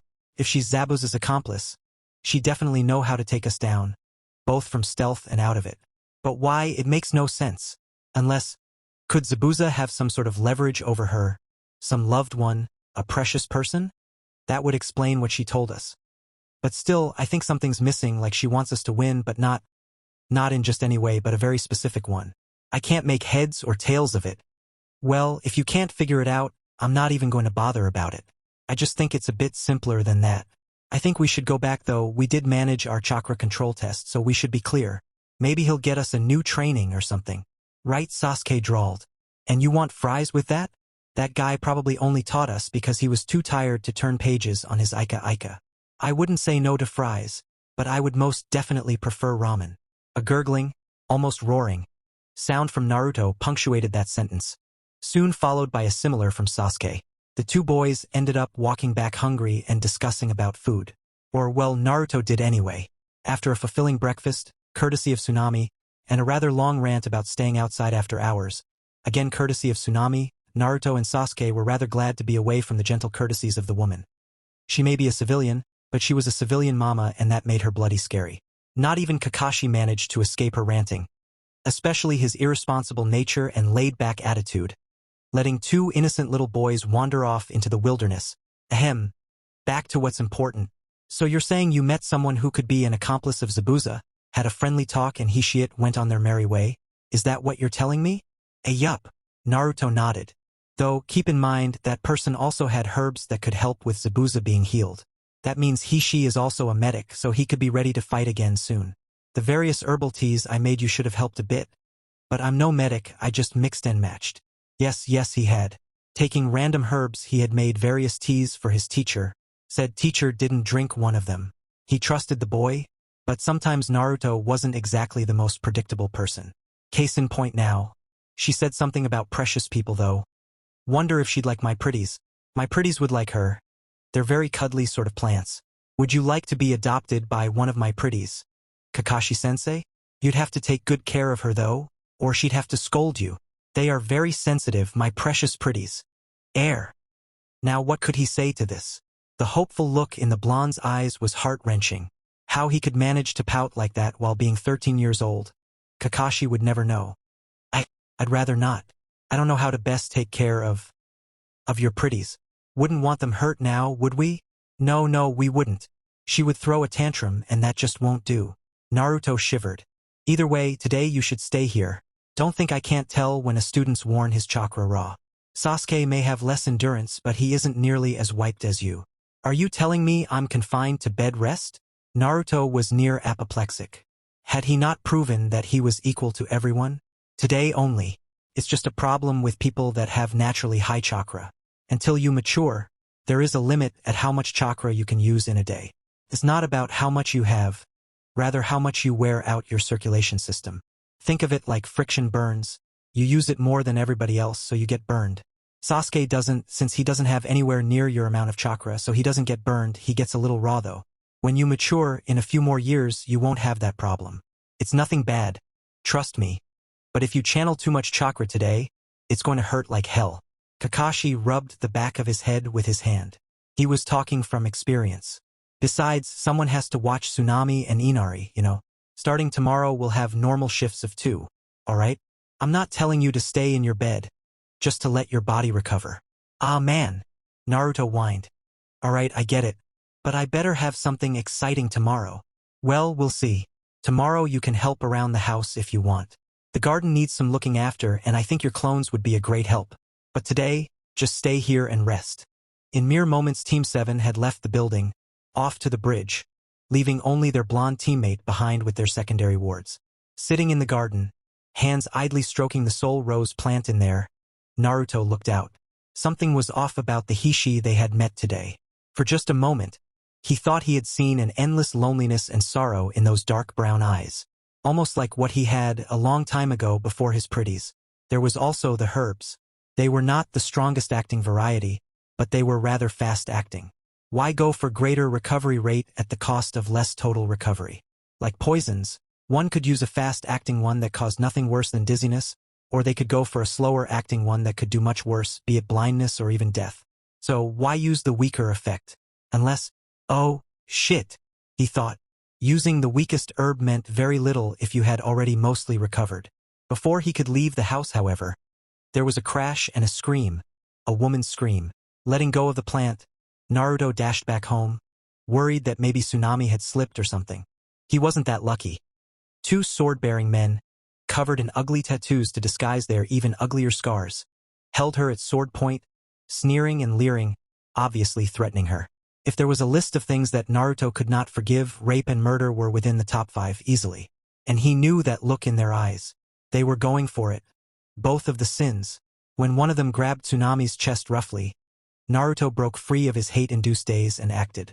Chakra gathered at his feet, and cursing himself for the pain he was about to feel, he dashed forward, almost too fast for a human eye to see. The punch that followed was very satisfying for the genin. The sound of broken bone was gross but also kind of nice.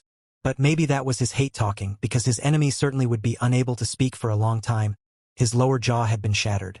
Note to self: attack strength is proportionate to the speed of the blow as well as the size of impact.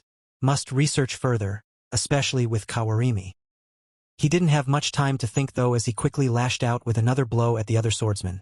This one at an even worse state than his comrade, as he was caught with sword still sheathed. It would remain so if Naruto had a choice.